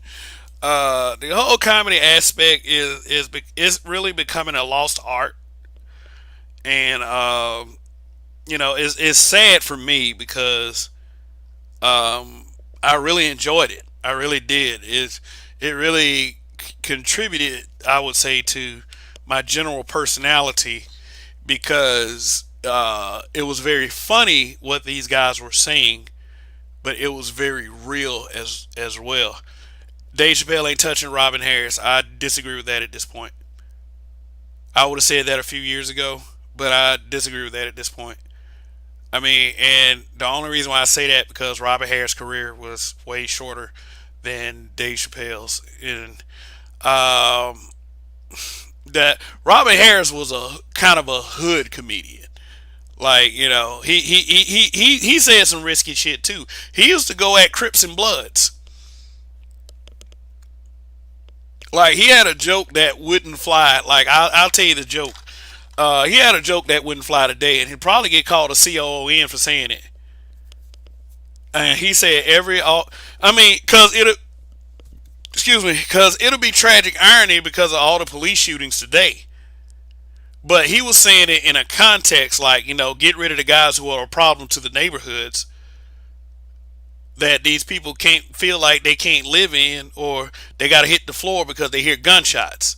So that's what the logic he was coming from. But he had told this joke like, every police officer ought to have a damn gun. He said, I give him a gun with silencers on it. Yeah, like officers would be like, yeah, crip here. Yeah. He said, no funeral, just a big ass hole. Dump they monkey ass in.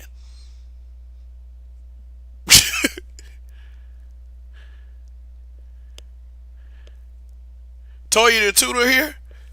I ain't say nothing to her. I ain't say nothing to her. What's going on, Toya? What's going on? Officer Faulkner still here. Woo!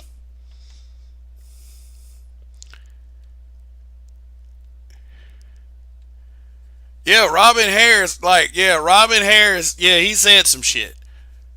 So if Robin Harris would have had long enough to develop his craft a bit more, he probably could touch Dave Chappelle's greatness. But the only reason why I say he's not touching Dave Chappelle because he didn't have long enough, and that's a fair thing to say.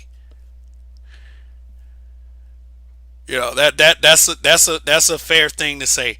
I'm not saying Robin Harris wasn't as funny because like let me tell you something. Let me tell you something. When I was growing up, like we had this thing in our family. Like they didn't let the younger people listen to shit that was bad. And my brother, who owned the Baby's Kid Robin Harris tape, was trying to kind of, like he was being a dick about it, but trying to police me from listening to the tape. So when he would leave and go wherever, I used to take his tape and listen to it anyway until I got my own damn tape and started listening to it. I listened to Baby's Kids so many times to the point where I had memorized it. I ain't gonna lie, it was like for the time Baby's Kids was one of the funniest things ever. And he was talking about some badass kids by a single mom named Bebe. And guess what? Bebe wasn't even around. It was her friend Jamaica watching Bebe's Kids. Huh? Now the cartoon movie, was based on that joke, but they couldn't get halfway as candid or as explicit as the original Robin Harris joke. Yeah, I was gonna say something about Sam Kinnis's death, so I was gonna yeah, I was gonna say something about that, but yeah.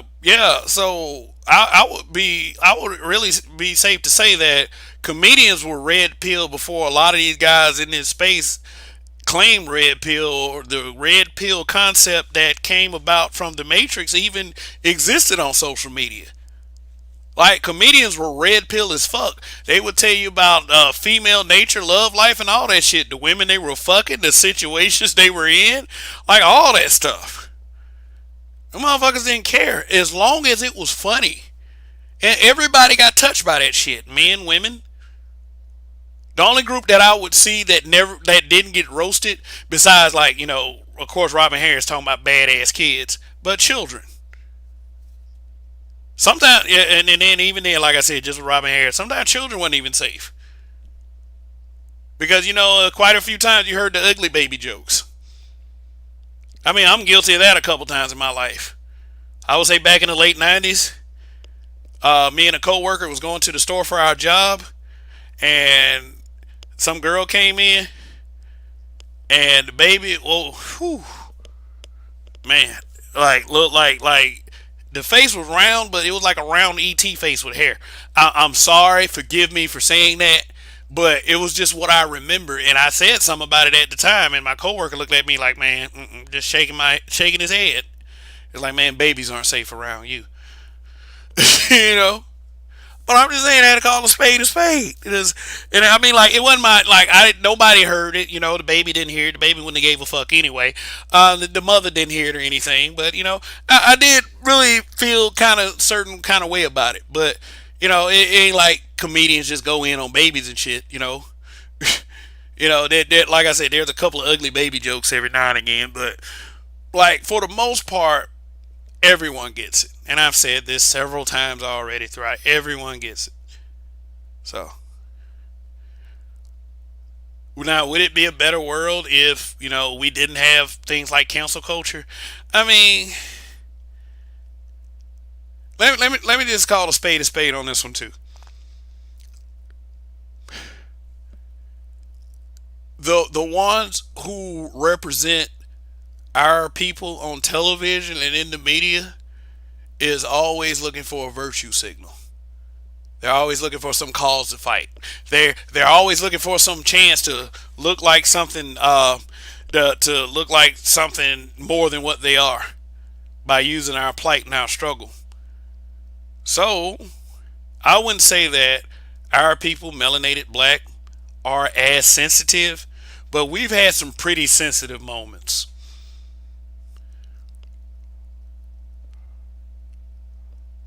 We had some pretty sensitive moments.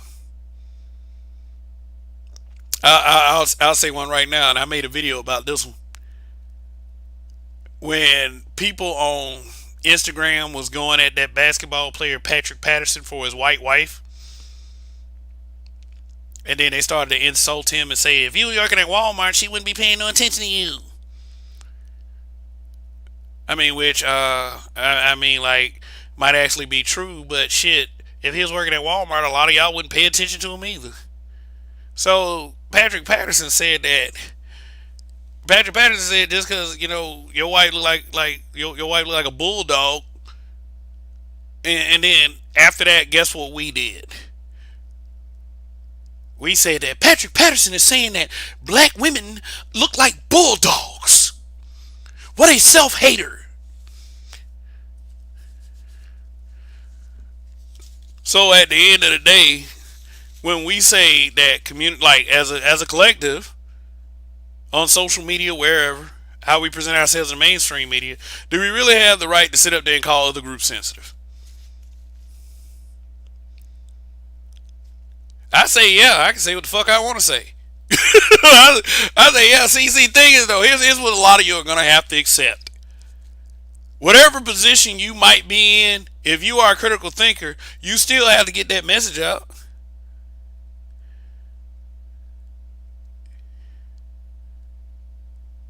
See, the difference between, and I get it, but the difference between black people as a collective in Western culture and everyone else is the fact that our ancestors were subjugated through violence, malicious treatment, and just total degradation to involuntarily build this country. And most of which never got any kind of monetary payment for it. But when it comes to every other group, they get what they want, or we're kind enough to give it to them as a country, as a government. I mean, it's not like I'm not saying like it's not like the black community saying, "Oh, give everything to everybody else." But every time somebody seems to get in position, yeah, that's what the case is. So basically, as a collective of people, we're getting the raw deal.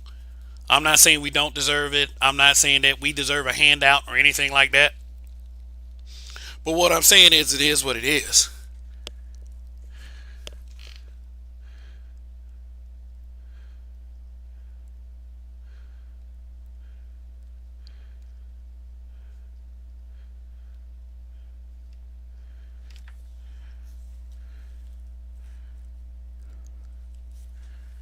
indigenous TV. I would also put Bernie Mac over Dave. Bernie was more daring in stand up than Dave was. Remember the bit about his sister's kid? Yeah, they'll get offended by like I was like Bernie Mac. Like aside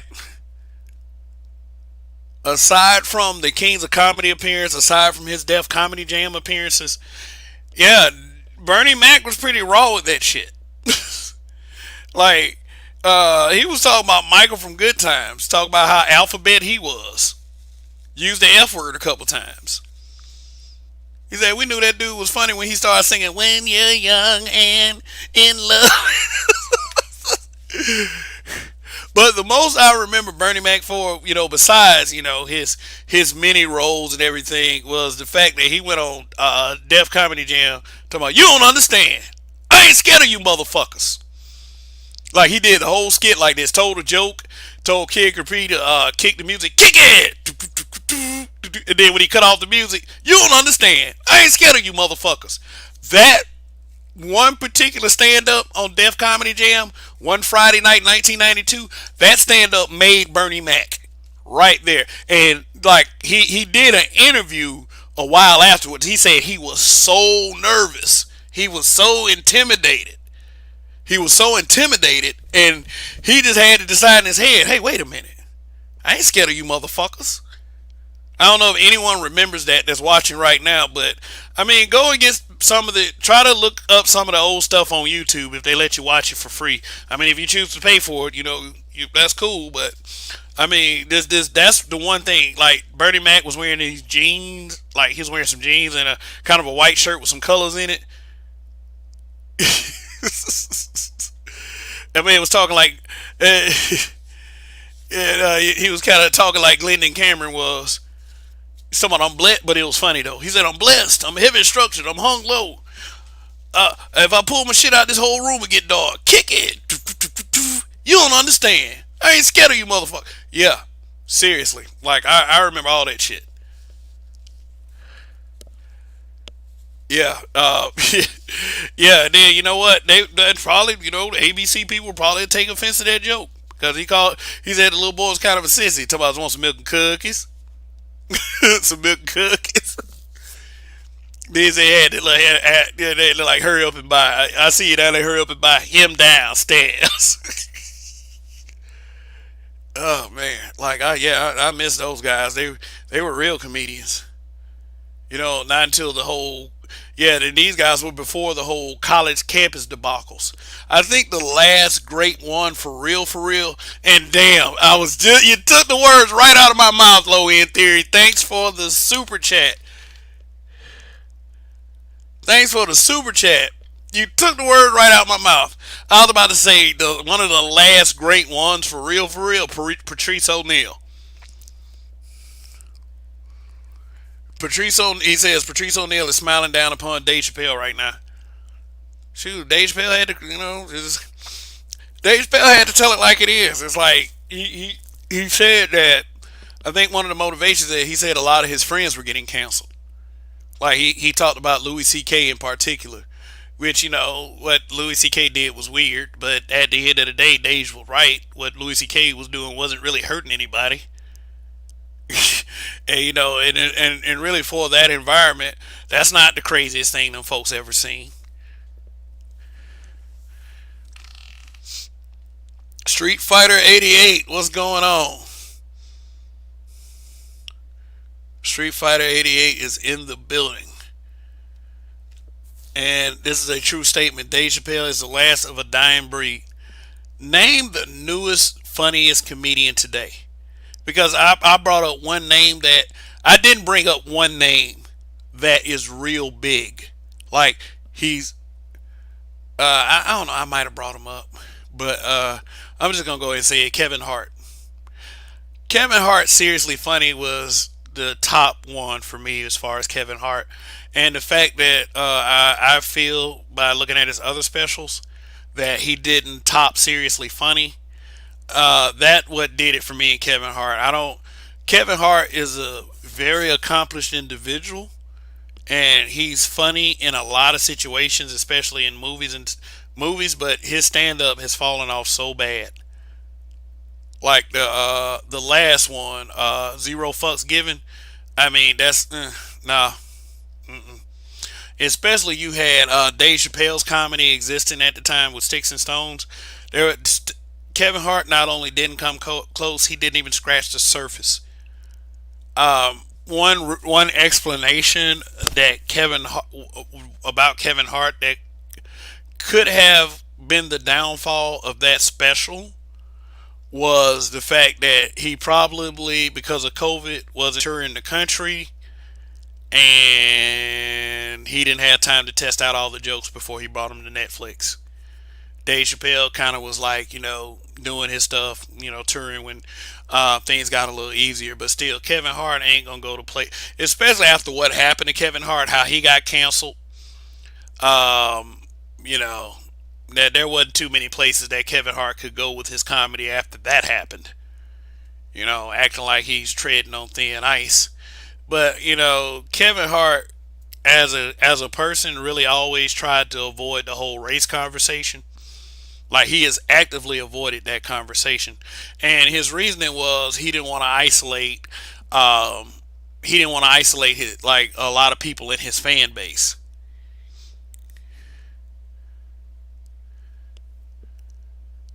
Yeah, but well, like I said, and I think some people in the chat agree with me. Kevin Hart just isn't that funny. I mean, he was funny in Jumanji. He was funny in Ride Along. And like I said, his funniest special to me. I mean, Laugh at My Pain was alright. Like the one before he did Seriously Funny. But the couple that he did after Seriously Funny, it just didn't hit the mark for me. The one where he saw, I always wanted to appear in Madison Square Garden, and he started crying, which was, yeah, okay, great. You're one of three black comedians that appeared, and I mean, I might be wrong about the venue or whatever. I think it was Madison Square Garden, but he started crying and everything. It's just kind of like a counting your chickens before they hatch type deal. But he was even taken out by the ABC community because he said if he ever saw his um, son like doing some gay stuff, that he was gonna hit him over the head with a dollhouse. And then they made him apologize for it, and they took his hosting role in the Oscars from him. Was it Academy Awards, Oscars? What? I get these award shows mixed up. I mean, these shows weren't created for. I mean, and they weren't created for us anyway. So why should I pay any fucking attention to it? Street Fighter 88, Seriously Funny is where I discovered Kevin.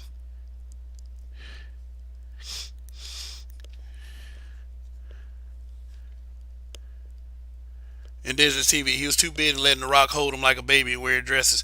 Kevin Hart has no shame as a comedian, and that makes people lose respect for him. Yeah, yeah, kinda. I mean, that's why I would say Cat Williams is able to hang on, even though he has been involved in some crazy, crazy shit. Cat Williams, like Cat Williams, be hit like he has so much energy coming to the stage. And yeah, it just seems like he's crazy and he's on something. But it's for real. That's one guy that I would never want to get in a roasted session with. And I mean, I could do good sometimes depending on the mood and the situation and how my brain is working. But I mean, shit, it's like your boy KS, the real popular guy with over 1 million subs that has at least 15 to 25K people watch him per broadcast. He did say one wise thing when Corey Holcomb came for him.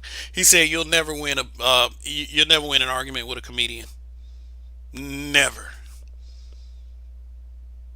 That's why I'm gonna miss that style of comedy.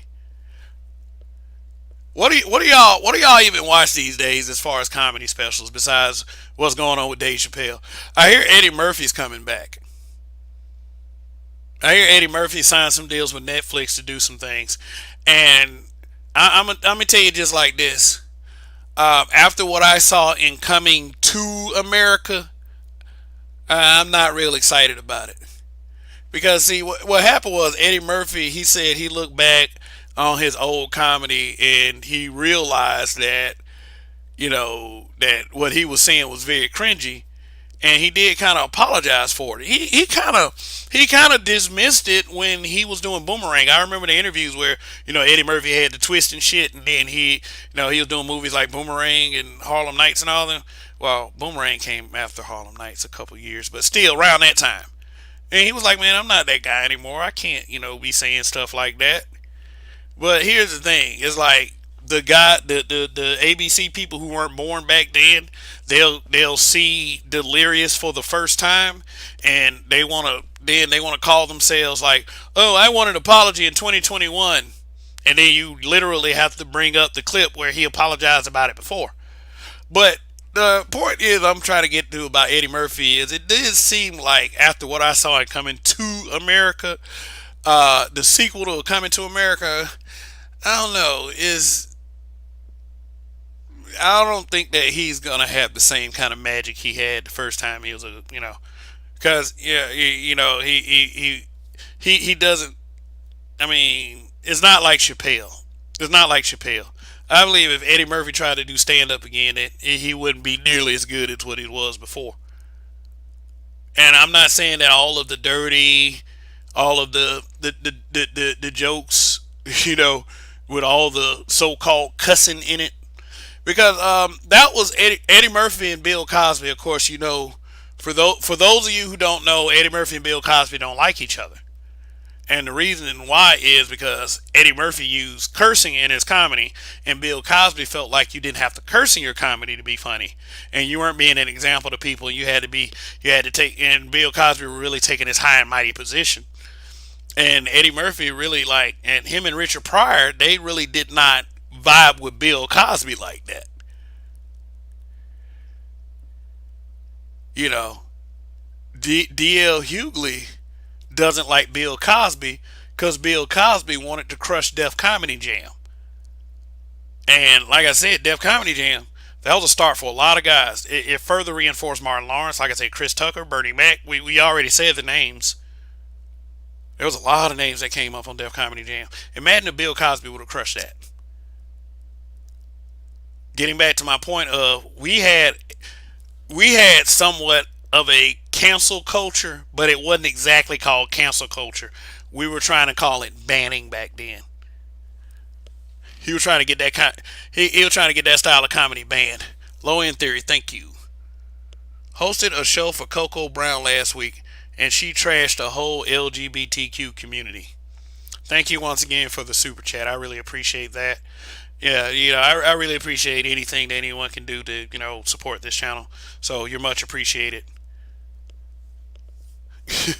Yeah, man, it's just like people are getting tired of it. It's like we're tired of saying that you can live your life.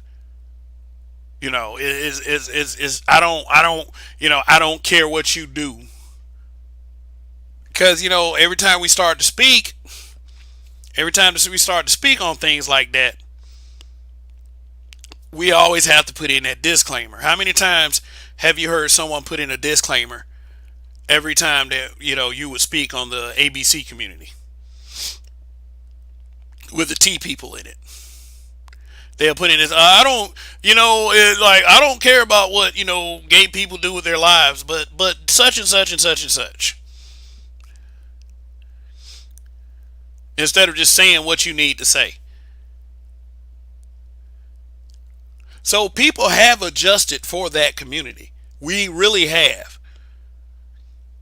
But it's just like, look, okay. Let me put you like this. As a black man, I'm not going to repeatedly ask a racist to apologize for being racist. In fact, I don't expect an apology. Let me put you like this. A white person being racist is a deal breaker for me. I don't expect an apology after that. I would even say just like this. Feel the way you want to feel. There's obviously nothing I can do to stop you from feeling the way you feel. And that's what a lot of them don't get. You can't really truly change.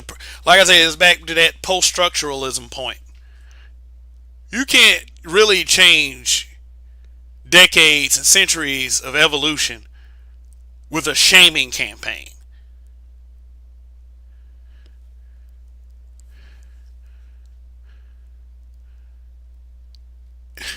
It was just called hating long before cancel culture exists. Hating and canceling somebody.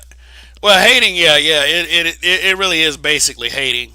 When you got to, when you got to find a way to strip someone's livelihood, I would say, for instance,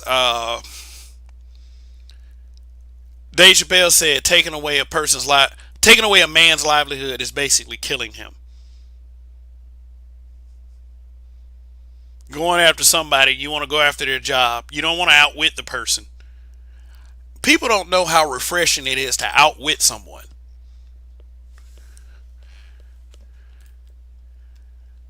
I mean, but a lot of people don't understand that. A lot of people don't understand that when you outwit someone, you destroy them the right way. Doing underhanded shit like, "Oh, I'm gonna call your job." Somebody called my job. No, no, not called my job. No, no, no, no, no, no. I mean, I want to see somebody try calling my job now, whatever. But somebody threatened to call my job on Facebook like a month ago, just because I was going back and forth with that person and that person alone. And I mean, it's been squashed, it's been taken care of. But the mere fact that person wanted to stoop to that tactic before anything, just because I wouldn't back down from them, that presents a very big problem.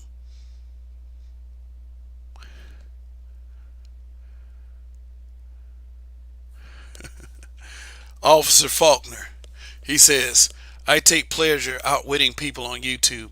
It gives me substitutes. Yeah, I mean, it is so refreshing to outwit a person because ain't nothing they can do after that. Ain't nothing they can do. The only thing they can do is cuss. You a bitch. Fuck you. That's the only thing they can do. And we know once you start resorting to ad hominems, you automatically lost. The further and further the further and further you won't admit that you're wrong, the more and more you'll look like an idiot. The more and more you'll look like an idiot. So I will say this. I will say this. I'm not gonna tell people to stop being so sensitive because we're deep in this shit right now. We're deep in this shit. The whole idea of someone trying to, the whole idea of someone demonizing somebody for clapping back or to responding to the bullshit criticism is crazy to me. I mean, the idea of being mad about that, of taking offense to something like that, is crazy to me because if I say something to you, period, if I say something about your group of people, and I know this is kind of the opposite of what I've been saying, then you do have the right to respond. You do have the right to respond. As long as I don't impede on your human rights. You can take anybody's word with a grain of salt. Even a white person that calls me the N word.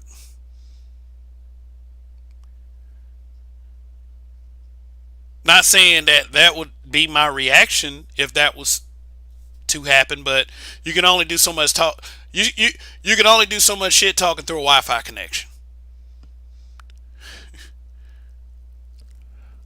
The thing is, when you get in these internet streets, you don't have to lose control. You don't have to lose control. Oh, Faulkner, yeah, he said it right. I love outwitting people on YouTube. It gives me strength. LOL, not substitutes. I was like, okay, so I left that on the. Let me leave that. Let me leave that on the screen for a while because he didn't mean substitutes. Like that damn autocorrect though.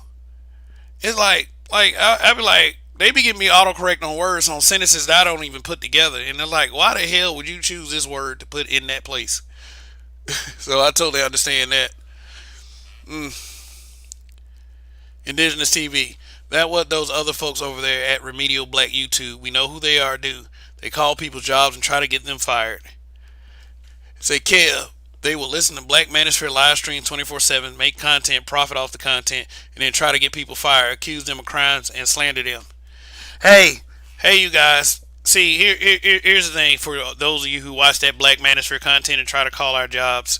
Um, uh, okay, if I get this big time job and everything, and I'm making a lot of money, and you feel like you want to call my job or whatever and try to get me ruined, I want you to reference to this broadcast and make note of the timestamp when I say these three words right here.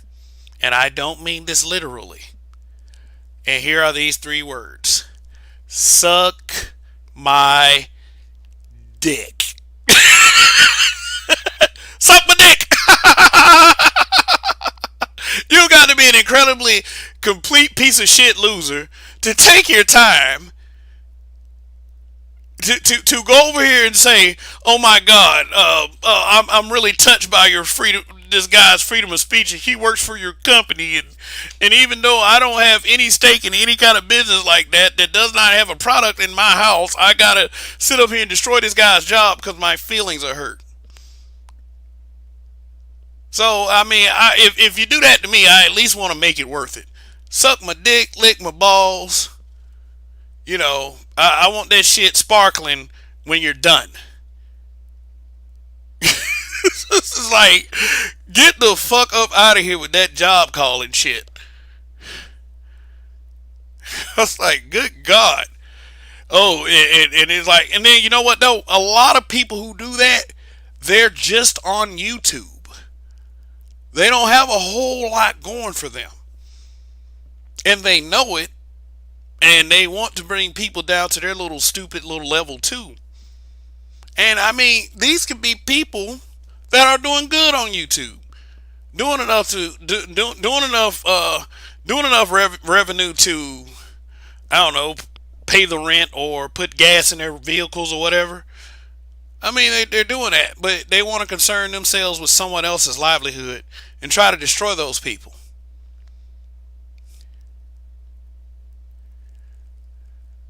And this is exactly what the fuck Dave's talking about. He's talking about cancel culture. I'm talking about people local to this space.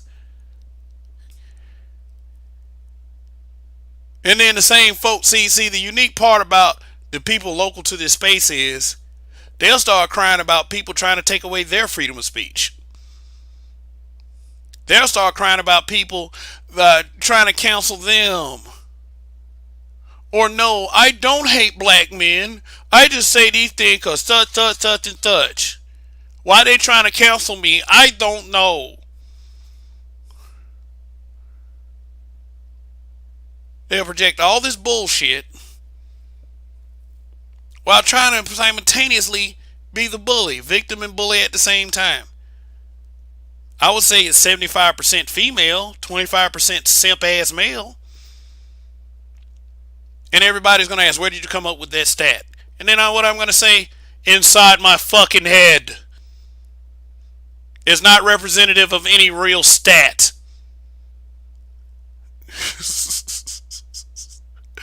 I'm just guesstimating from personal observation. Look at what's scrolling across the screen. The bottom of the screen. I don't have this for entertainment purposes. But anything I say is to be taken with a grain of salt. And I've been called a lot of things during this channel. And one of those things at one point was a motivational speaker. A motivational speaker. I was like, all right. But you know what? I'm not gonna argue with that. If you're motivated by what I'm saying, great. That affirms purpose.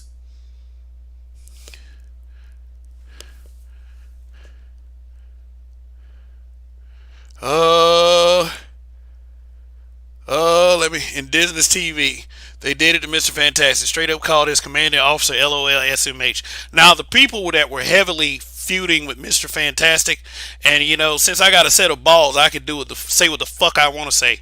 The people that were feuding heavily with Mr. Fantastic, I know Jerome Whiteside really cracks on Mr. Fantastic, but I really doubt he would do something like that. So the only other people is the B1 Network, the guys who claim that they're black first, but we all know that's bullshit. I mean, what he say that for? Man, fuck all of that. Be brutally honest. Now, if you calling the man's commanding officer, the fuck out of here with that shit. I got one dislike. Uh-oh. Let me check that out real quick so I can play a little sound bit. Shit, don't be calling people job. Outwit them. If you're not smart enough to outwit them, shut the fuck up and start talking about other shit. Old boy got it a few weeks ago. Charles Faulkner, the same people will be the ones who have a live stream speaking about aborted black baby boys. You know that. You know why that is, right? They'll have those live streams because of people how like we talk. You know, guys that say, "Oh, I don't want to date a single mother. That's not my responsibility. Go get that baby daddy of yours." Oh, you don't know where he is? Too fucking bad, bitch. I'm gonna go live my life. That's why they say stuff like that.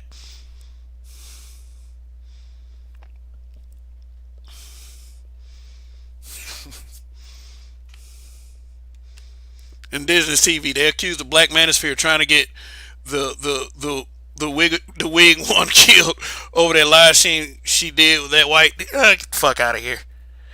Nah, no, ain't nobody trying to get her killed. They trying to get me killed. All that victimization.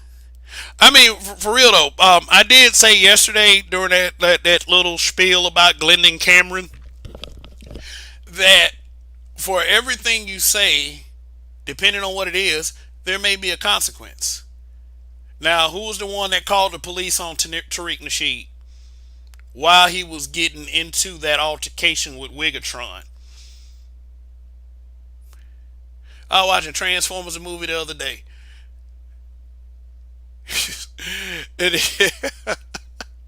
Like in the beginning scene where they broke in the ship and they killed all the Autobots, the only thing I could hear Braun say was Wigatron, Decepticons.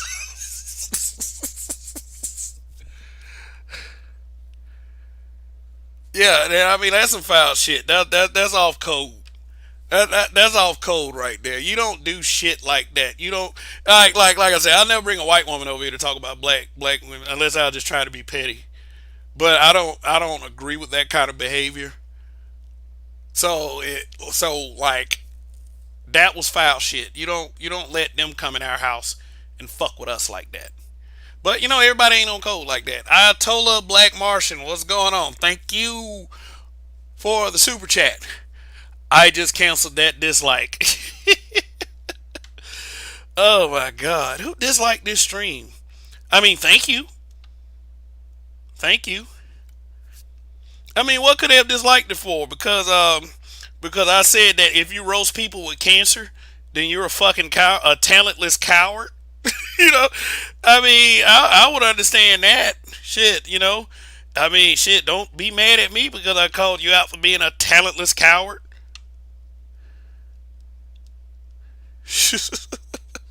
Folks is stupid these days, I swear. But you know what?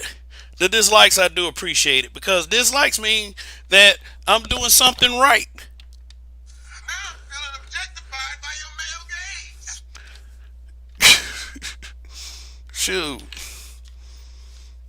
See. I mean, I don't want to. I mean, shit. It goes with the territory. If you say some stuff, if you say some stuff about some people, it goes with the goddamn territory, and I don't give a fuck about it. I mean, hell, like I said, I got doxxed. Somebody tried to throw some turmoil in my marriage by saying that she came over to my house, I had sex with her, she pregnant. And you know what I said to that bitch with my wife on the phone? I said, see you in 9 months, bitch. Whatever. I don't believe that. Fuck you. I don't give up ground to people.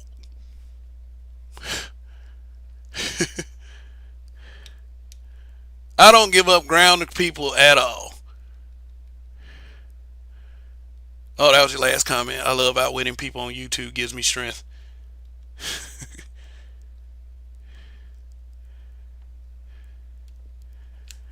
Yeah, she did Tariq real bad with that one. She could have gotten that man locked up or worse. Mm-hmm. Why is that?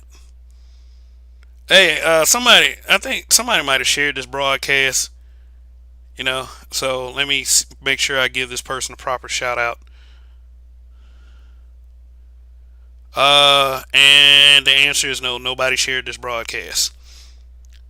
Nobody shared this broadcast. Okay, so definitely thank you for tuning in to this, and making sure that and thank you for your support of the channel. But watching this channel is getting me in the algorithm. It gets more eyes on me, and to get this perspective out, because I actually really like having these little conversations or having these little monologues. That's been 2 hours. God damn. I've been talking for 2 hours. Shit, let me play a little snippet for that one, and I'll be back right after this. Hold on. I want y'all to have full attention to this one. So yeah, but damn, it's like shit. They say y'all gonna get up here and talk for 2 hours and shit all that motherfucking. All right, be right back.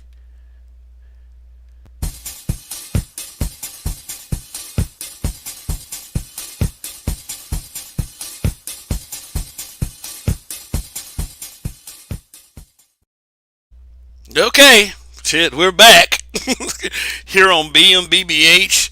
Just in case you were wondering what BMBBH means, it means black men being brutally honest. And just the mere concept really ruffles some feathers.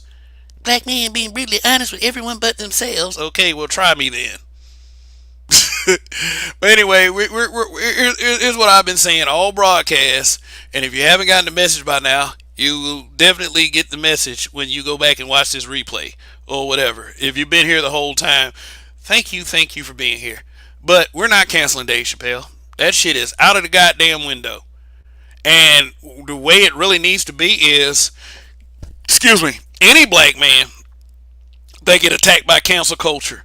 And I'm not saying let black men just get away with the craziest dumbest shit, because no, we shouldn't, because as we understand over here in these black male spaces in the black manosphere, for almost 5 years in my Facebook group, Black Men Being Brutally Honest with Everyone, and the habitual line steppers,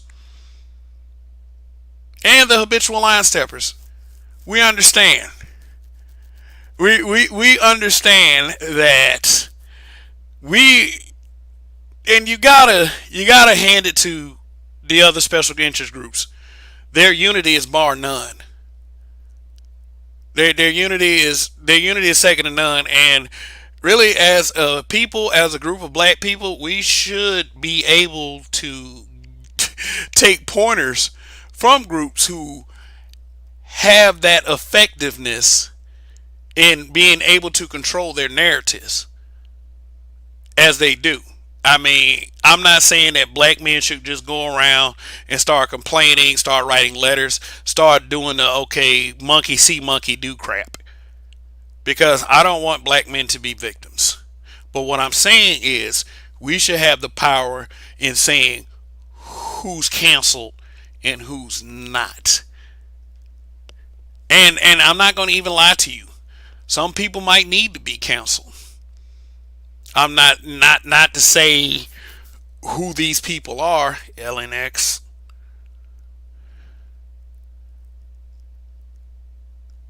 But the whole idea of someone being canceled, is becoming a bastardization of something that could be necessary, but is being carried along by a bunch of whiny folks. And for real, thank you to people like Dave Chappelle. So, just to let you know that you can have a voice and you can laugh at the same time. You got to be able to joke on yourself sometimes. You got to be able to. I mean, I get that there's some no-fly zones, especially things like racism, and there is not really too much you can compare to racism, and that's just me speaking out of bias. Because I'm not gonna fuck around with something like that. I'm not. I'm not ever gonna fuck around with anything like that. You know, trying to invalidate and demoralize the struggle of ADOS, melanated black people in the first place. And it is my self appointed duty to go against and rail against any discord that causes disunity amongst our people. Because, to my understanding, we've been asking for leadership from black men. We've been asking for leadership. Now, leadership is something that just isn't something that you should be entitled to. For real. I don't expect to be treated like a leader just cause someone says I'm supposed to lead. But I will give you my input. I will drop my suggestions in the suggestion box. And it's up to you whether you want to take it seriously or not. But if it's correct advice and you don't take it seriously, it's your fault. It's your fault. Dave Chappelle proved what I believe that I've proven already, time and time again, is that whenever a black man is brutally honest with everyone, then there's a problem with that. I mean, you could say it's because he's a black man, which does apply. It's because we've been brought up in the system of WS, which is very interwoven with Western culture. You could say that also. But underneath all of that, and this might be a long shot, people might have the fear of facing themselves. When you hear words from people like Dave Chappelle, when you hear words from people like many upon these spaces, it challenges you to do the one thing that a lot of you are afraid of, and it's facing yourself. No one should have to take the burden of your insecurities. No one. No one should have to take the burdens of your shortcomings. I shouldn't have to be forced to say something is okay when I don't believe it is. And when it really starts to impact children, then it deserves some examination. And the ultimate conclusion is maybe you should discard it.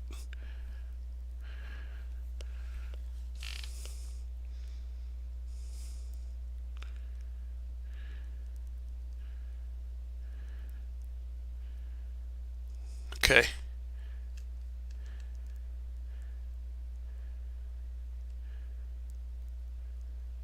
Yeah, I can see those messages, and I don't know who you guys are.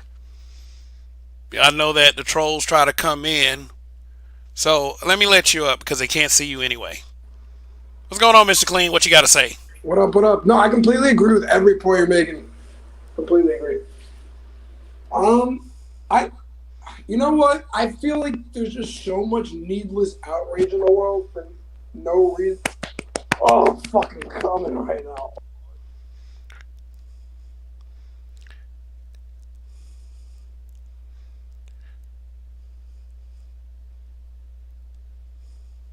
Oh yeah, that was fucking crazy.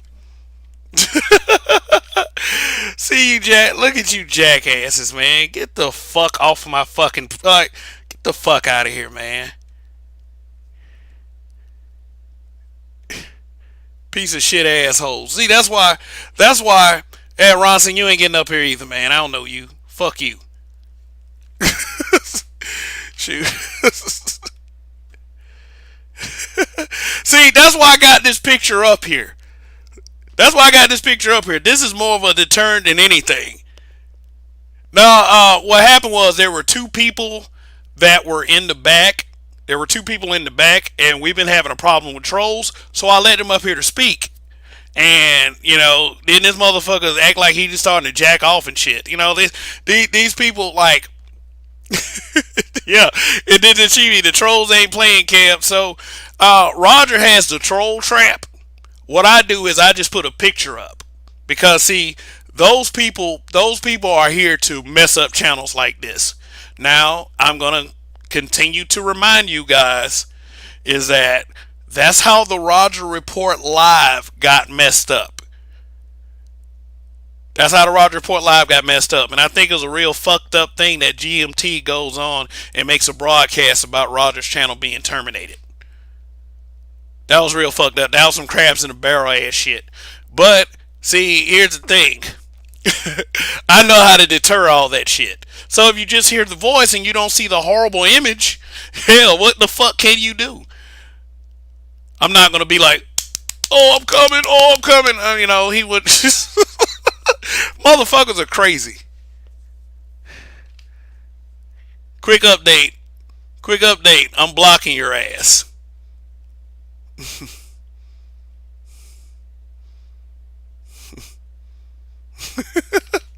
Gordon Ramsay. Chef Gordon Ramsay. That man said, quick update. I made quick update. I'm blocking your ass from the channel. Moderator wrenches are active. Okay, do I need to make another moderator? Here's what I'll do before I get off this broadcast. I'm going to look down my feed and I'm going to make another moderator. So let's see who is getting that spot.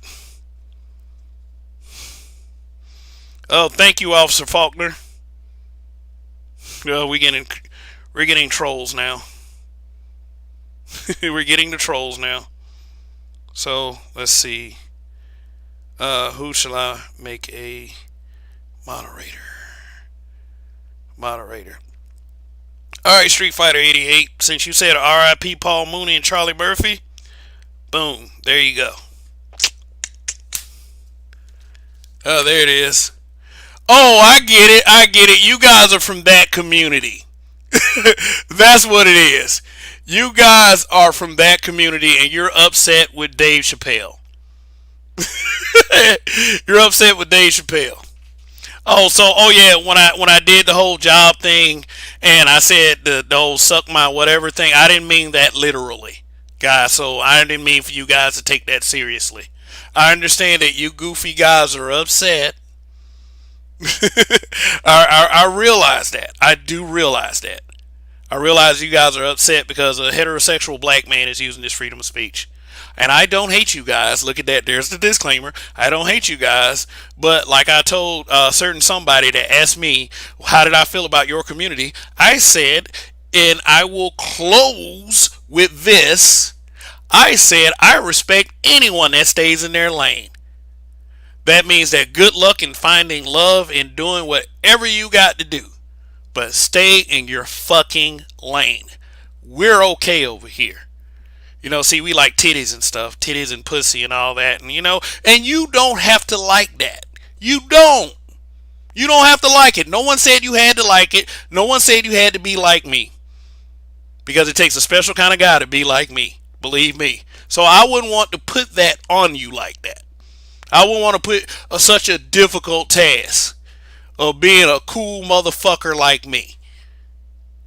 Seriously. But know this. Know this, catfish. But know this. I'm not all in y'all spaces. Oh, y'all must be blocking these folks. I'm not all in y'all spaces begging to get in. So fuck off. Fuck. Okay. I'm not gonna deal with that crap anymore.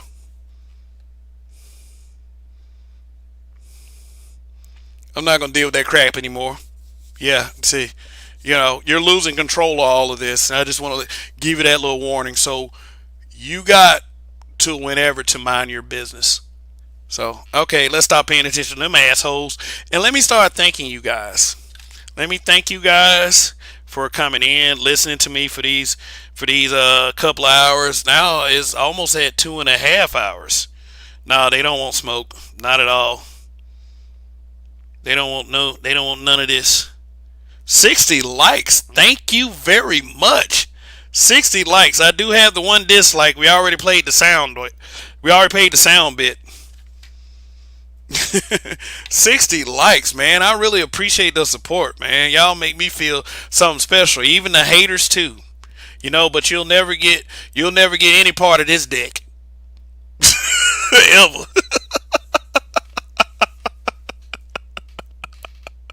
Yeah, and I'm gonna say one more really horrible thing.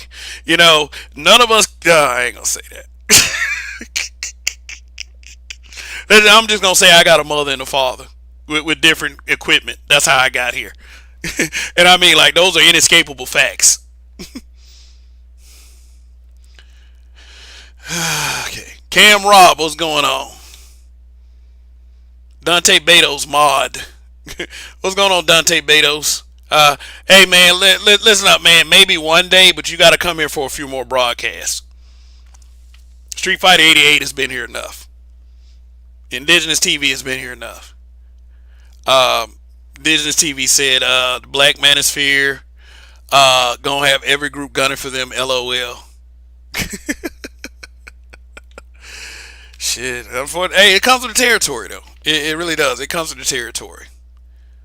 It comes with territory. So, all right, all right, all right, all right, all right. Let's see. See if we have any more. And yeah, by the way, thank you, moderators. Thank you very much. Thank you very much for your help. All right. So yeah, I've been speaking long enough, so I'm just gonna go ahead and close it right here. And tomorrow night, we'll surely to have another fun topic that we can all speak on. For all of you that are watching, I go on every Saturday, Sunday, and Monday night. And I promise you, for the love of God, I will be starting excuse me. I will be starting back my pre-recorded content. So, Jerome D, what's going on? Well, this sure took a left turn. I mean, like, yeah, with Manosphere broadcasts, especially the Manosphere broadcasts, they do have a lot of traction. Yeah, there are trolls. So it looks like we're gonna need some more mods. So y'all keep coming to these broadcasts, but keep making your presence felt, and keep showing your support of the channel. I'm not saying that a mod wrench is at the end of that for all of you, because a mod wrench is a mod wrench. You know what I'm saying. I mean, it's just something I do because I know you guys would like to see the survival of this channel and a lot of Manosphere channels as well, because this space is very necessary. And this is the last thing. This is definitely the last thing I'm gonna say. Thanks for the encouragement, Dave Chappelle. You're a legend. So anyway, long live the habitual line steppers. In Kev we trust. See you tomorrow night.